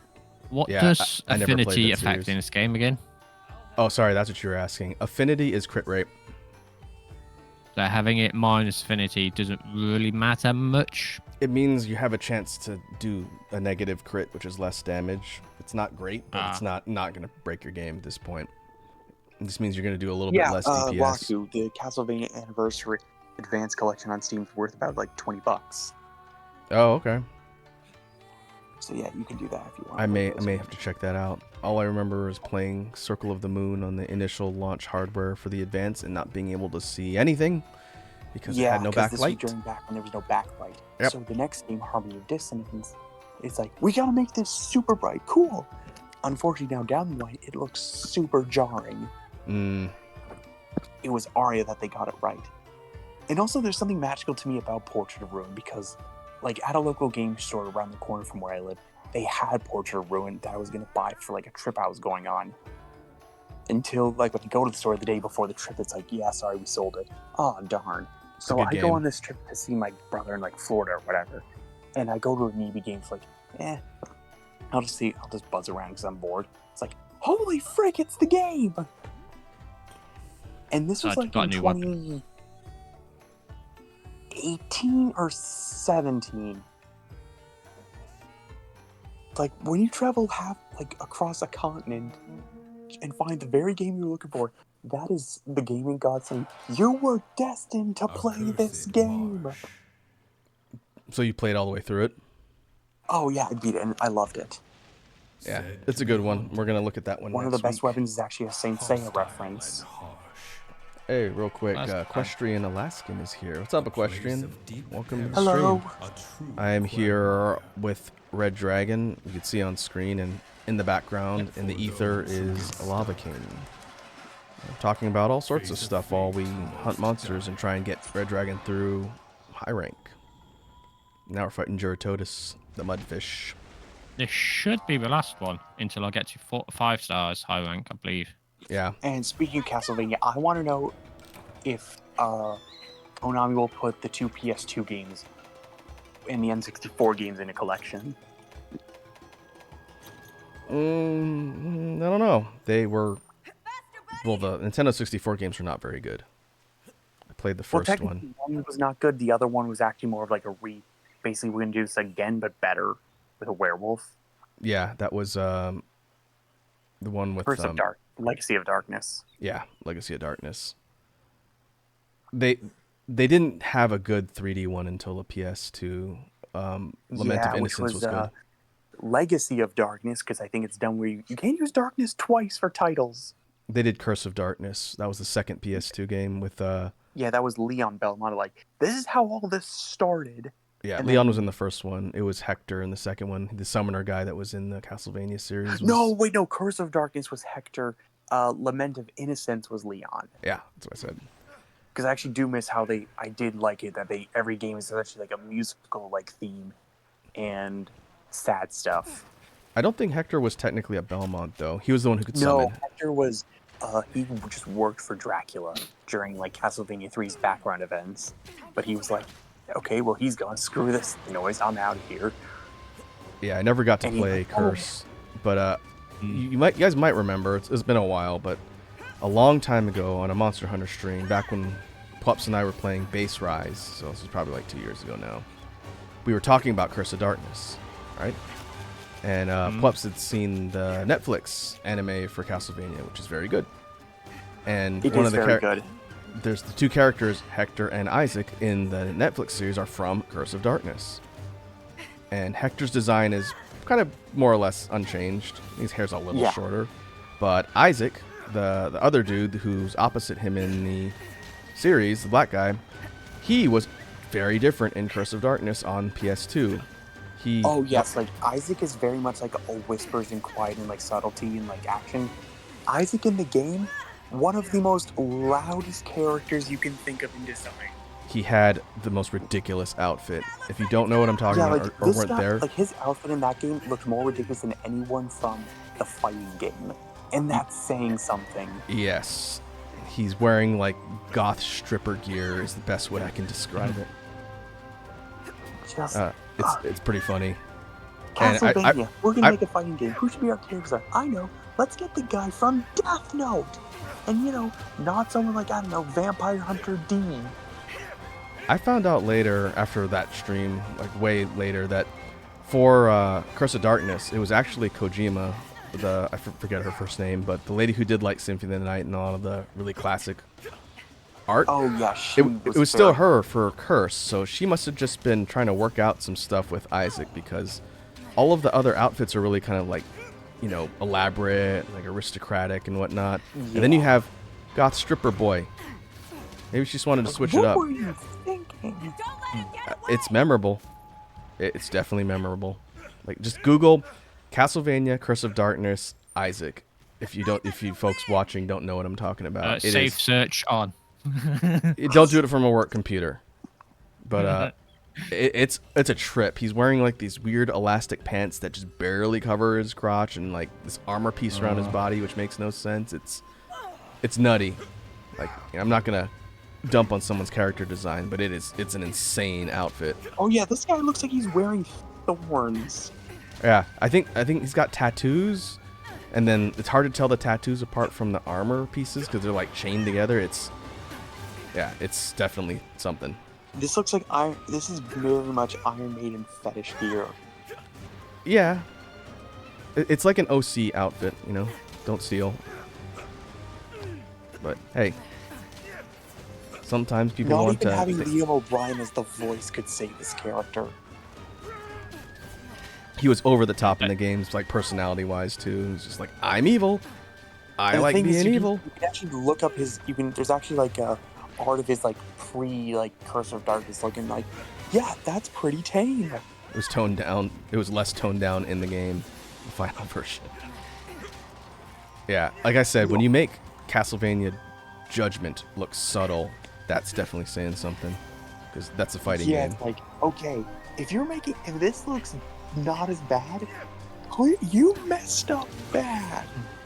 Hey man, sometimes you just gotta experiment. I've drawn character designs that, looking back, I'm not as proud and of. he's wearing high heels, my most hated design trope.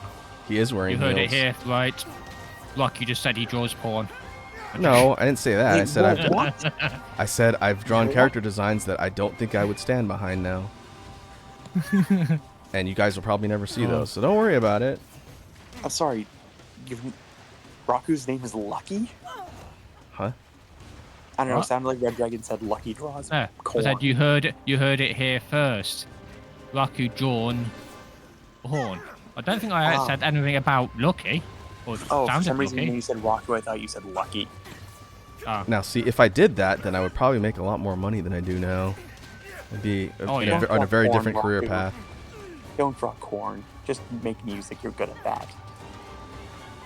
Well, I'm not about to change my business model. Like, if I Yeah, could do he's it a all B over guy. again, what would I do? I would become a furry porn artist, because those people make bank. Oh yeah. There's Nothing a floor. You know something is like good, will make you bank if like even Flork of Cow says like, I don't want to say our rent is paid with this stuff, but Hey, man. it is. It beats selling drugs. It's a legitimate thing.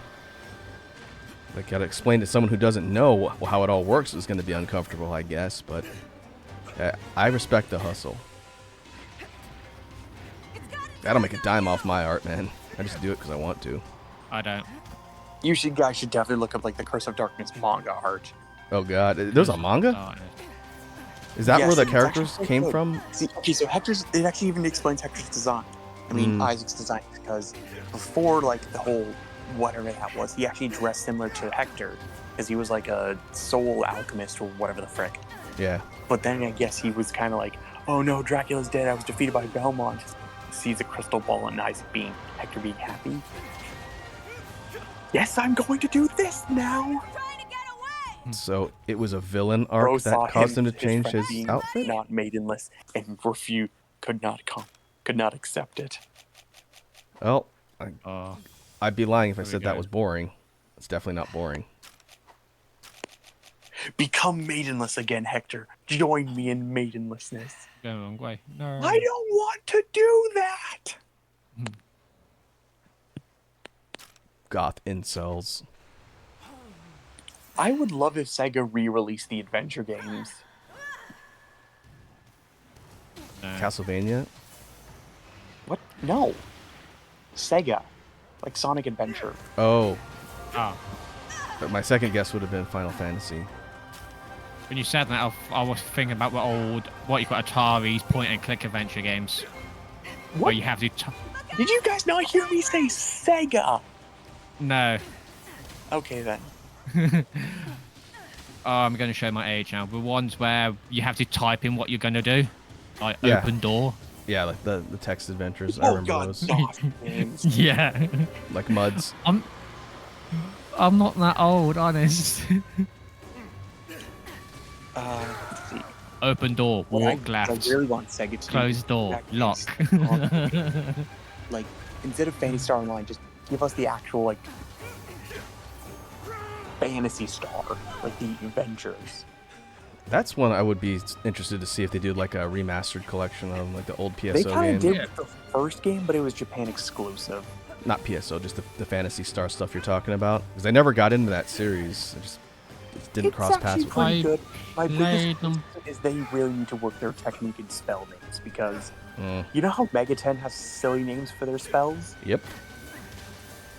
So Phantasy does Dragon Star is Quest. even more ridiculous. Like Foy. What do you think Foy does? F-O-I. Gives people gas. Fog. No, it's the ice spell. Oh. Oh. Guess what the rest spell does? Rest? No, R-E-S. Oh, res, like resurrection. Resistance? No, it's the healing one. Oh, Eh. like restore maybe. Yeah. And there is at no point do the spells actually give descriptions of what they do when you learn them. Of course not. It took me a while to learn the Mega 10 structure, but I've played so many of the games now between SMT and then like Persona stuff that it's all ingrained in my mind. Yeah, like Mega 10 spells, you kind of like, you're able to, though somehow they make it easier to remember those. But why did they change the wind spell names between Persona stuff and the mainline SMT games? Wind Is has what I always want to been know. Wind has always been, No, it's in the Persona games, it's Garu, but in the SMT games, it's Zan. You're a natural. It's like Zan, Zanma, oh, yeah. 'cause Zondyne. technically Zan wasn't always wind, it was just force. Persona made it wind. Well, they classify it as force in like the SMT games too. That's what they call it instead of just like wind. But I always wondered why, because I talked to people who'd only played Persona games, and I talk about Zan, and they don't know what I'm talking about because it's called Garu. Okay, yeah, so before P1, the main elemental spells were Agi, Bufu, Zeal, and Zon. When Persona 1 came around, they basically wanted to add some more spells. So there was the elementals, Garu, Magna. And then the forces, Zeo, Frey, Zon, Green. Do I have a trap? Yes, I do. You want to catch it? Is this a capture mission? No, but it's weak. Okay. I kind of want to see me. Megaton, like, to take another crack at Persona 1 and 2.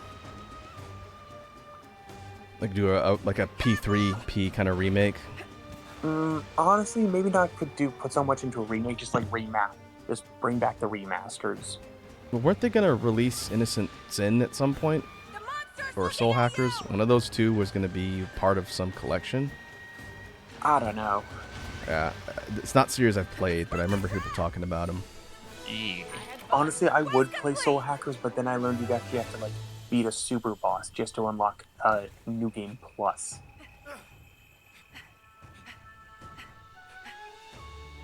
And that just super turned me off. I've been shouting it from the rooftops for a long time, and I will continue to do so until Atlas listens to me. But I want the Digital Devil Saga games remastered and released on something I can play them on. Do it, you cowards. I want Devil Survivor 3. I would take another Devil Survivor game. Those are good. A collection of those, kind of like what... Because those are DS games, right? Like, doing what Konami did for the Castlevania games that were on 2 screens and remastering them into a collection. Yeah, like you could the play. Switch proves you can actually remaster DS games. Yeah, so they should just do that. Atlas should do that for their old, like, No, Mega actually, 10 games. Capcom did it first with the Zero games. Yeah. Yep. Yeah, because the Zero Rank collection brought 5's up now. CX, which are underrated. Everyone wants to talk to me. Yeah, you hit the 5-star break, which... Yep. I think you only have 1 or 2 tiers left before you get Master Rank. I also want Konami to bring back the old Yu-Gi-Oh games. Like, they say, like, we're bringing back the early Yu-Gi-Oh collection. Cool. When? Konami, where are you? They would print money. People would buy them. Like, the fan bases the are old very, card very games, passionate. But also, like, make some, like, Yu-Gi-Oh RPGs again. Not just card game simulator. Because, yeah, Master Duel makes you money, but also, like, give us, like, a Yu-Gi-Oh game with, like, some plot and story and characters. That's not just dating simulator with egg sandwiches. I've never been people into will Yu-Gi-Oh, but I know a lot of people who are. I liked it until it just got stupid. What do you mean stupid? Like, do you mean the pendulum summoning? Yep. The link summoning? I stopped when they brought the pendulum and the black and white cards out. I'm like, I really can't be bothered. The black and white cards? You mean synchros and exceeds? Yes, and ones as well. So everything, so GX up to GX. Yes, basically, GX was a good series. It was until it got stupid and went, oh, look, I'm an alien. I'll go outside. No one cares. Oh, no, it wasn't the alien stuff. It was that Jaden was the only one who could do anything. That was my problem with GX. It's like the staff, no. The other students who are in an objectively better position than Jaden because they're like better, they understand the game better. No. Only Jaden can be important. Yeah, we can do another one. Okay. See you later. Although granted, the GX stuff is can be considered also a gag dub at times. The thing what really annoys me in Yu-Gi-Oh!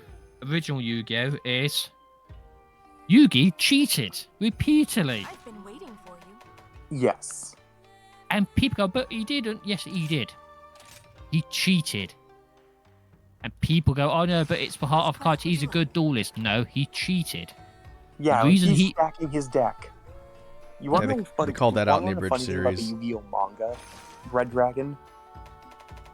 Hmm? So in the Yu-Gi-Oh manga, during the early stuff, like the Duelist King or whatever, there are panels where Yugi is not in frame because he's so short, so you only see the top of his hair. Mhm. And there are times when people do call him a goth baby. Oh no. He's a cheat. You know, Yes. his Millennium Puzzle. It changes the positions of cards in his deck. That's what it officially does? Yes. Based on your skill level and your determination, it changes cards on the deck. It increases and decreases the chances of what cards you pull. So the whole Heart of Card thing is bullshit. Yeah, isn't the card's only a dub thing? Oh.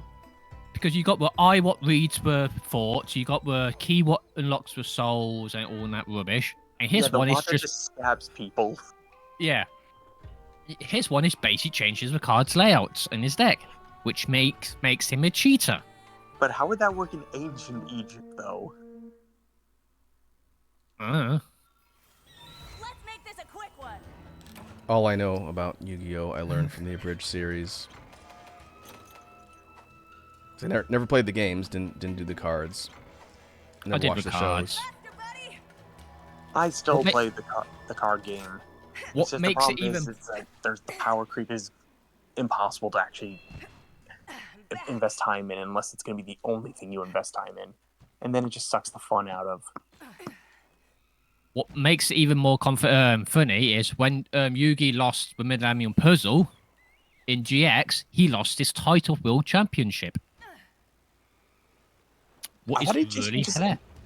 I thought he just quit the game because he doesn't actually care about the game. Like, even in the movie, he does not.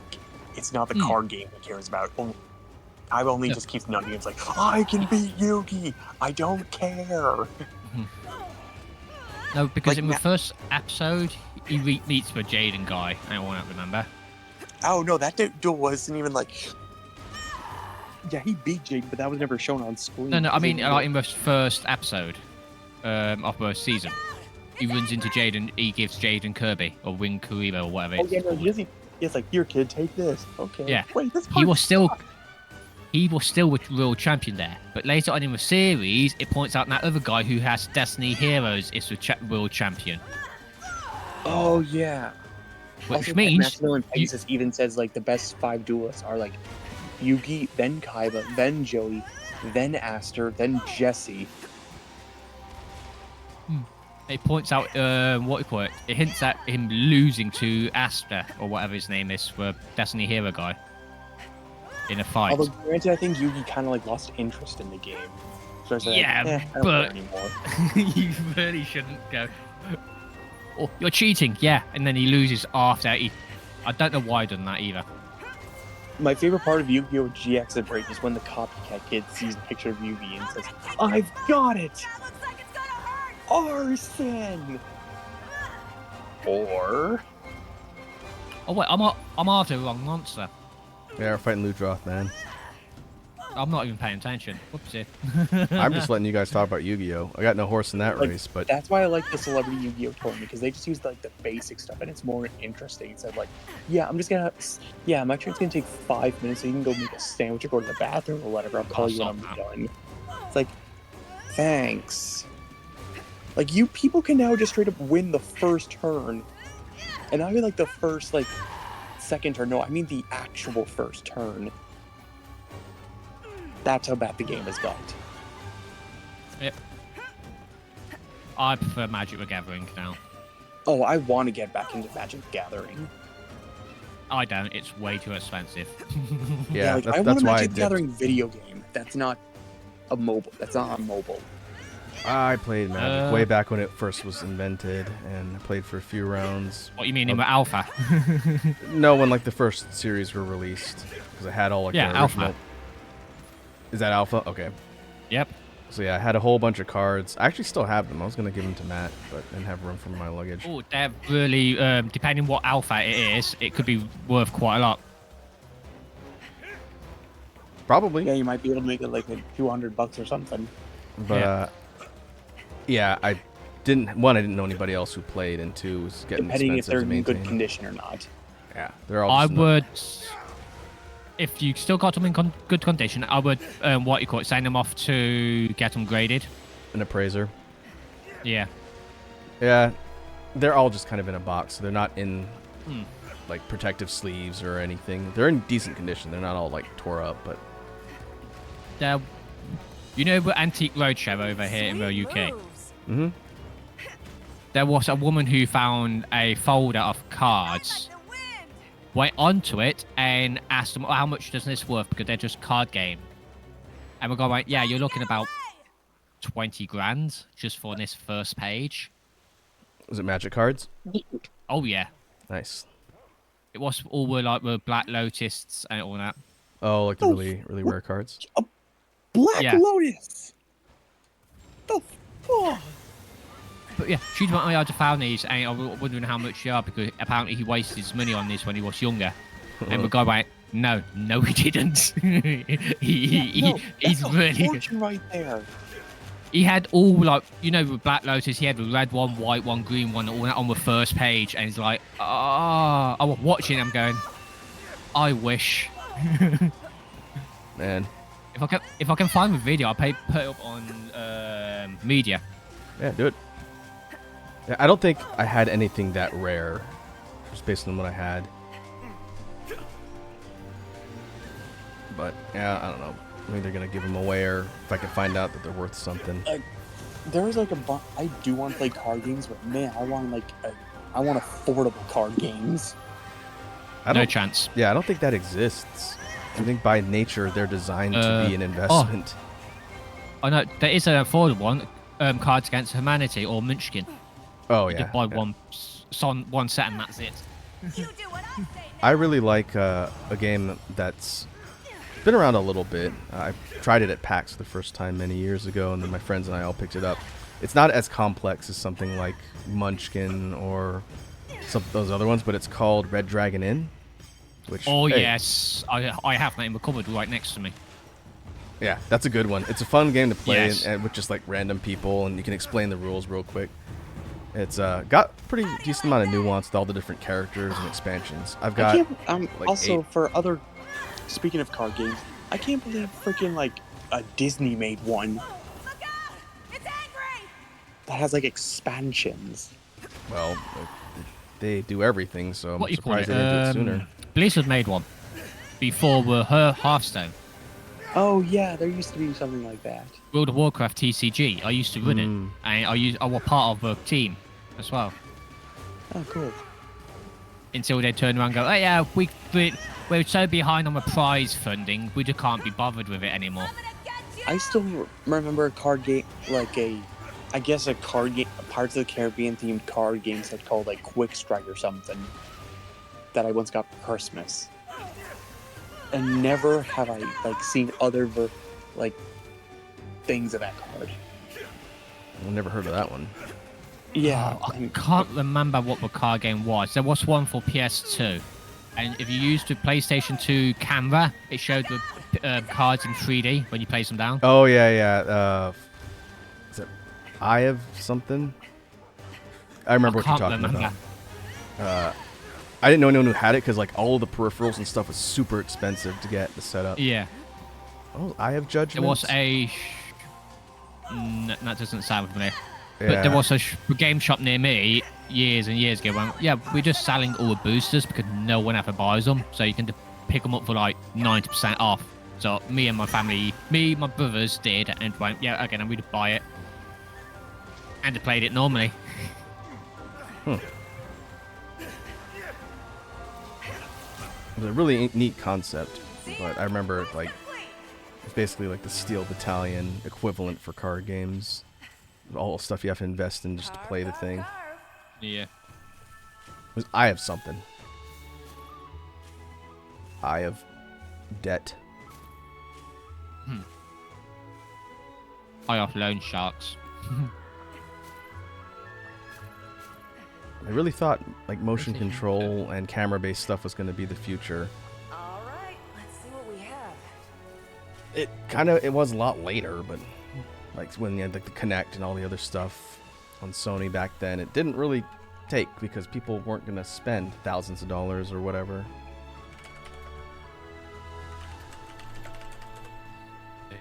Yeah, it was Eye of Judgment. Was it? Yeah, on the PS3.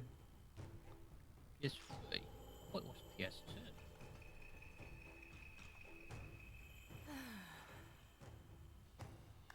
Yes, it was. Going back to the Yes, I village. recognise the picture now. Yes. Do Yeah. apologise. That was a long time ago.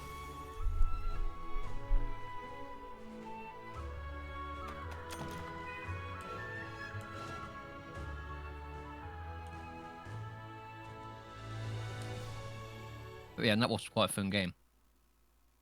Apart from my brothers, I had no one else to play it with. But hey. Yeah. All right, we are coming up on 4 hours for my stream. It is 4 hours. it is Damn. getting close to dinner time, and I should probably go deal with that. Chicken again? No. Actually, I was gonna make something with chicken, but then it'd been sitting for a while, so I'd have to go buy more. I might just do gyros again. I still have leftover gyros. I don't know. Cool. But let me pause and get ready to wrap the stream up and figure out where we're going to raid. I did look Red Dragon, so high rank goes up through 7 stars. I think we looked at it last time too. So we need to do Okay. 5, 6, and then when we get through 7, we get the break for master rank after that. Yay. So when do I get to Sunbreak? After what's 7 that? stars. Okay. Yeah. I think Okay. it's the Narwhal fight is the end of the 7 stars, and then you get to master rank. So we're pretty close. We're more than halfway to all of that stuff. So we'll figure out. 5. Hmm?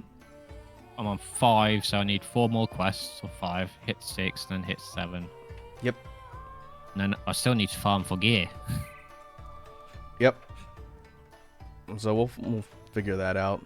I think you'll be hitting master rank at some point soon. So I would just find a functional set that you can upgrade just to get through high rank. That way you don't get absolutely demolished on master rank because stuff will hit extremely hard. I'll just go ranged on master. Yeah, you could do that. But let me see who's online. I think I saw a thing that said Wazzy went live. She's normally streaming later than I am on Sundays. Yeah, what she does stream. Huh. Well, she's not on my list, though. Did she go live? No, and... she. Don't think she is. No, that's weird. I No. thought I saw a thing that said she was going live. Go All live. right.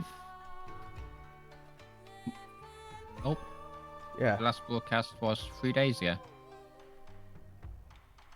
Well, we could head over. I haven't rated Lib in a while. They're doing a chatting stream. I never know what Lib's doing. Their streams are very chaotic, but we can go over there, see how things are going. Let me go ahead and switch over everything to outro.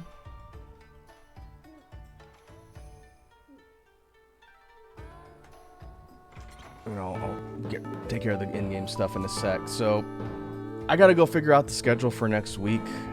It's kind of weird because, again, Monday's a holiday, but I'm gonna be busy tomorrow. We might be back on Tuesday, or it's gonna be Tuesday or Wednesday, and then Tuesday or Wednesday, Thursday. And Red Dragon, we're doing Elden Ring on Saturday again? Yep. Okay, so regular scheduled Okay. session. Picking up where we left off in the DLC. So I'll put that on the calendar. Same time, noon Pacific for Saturday. And we'll go from there. Could do another weekend session Sunday.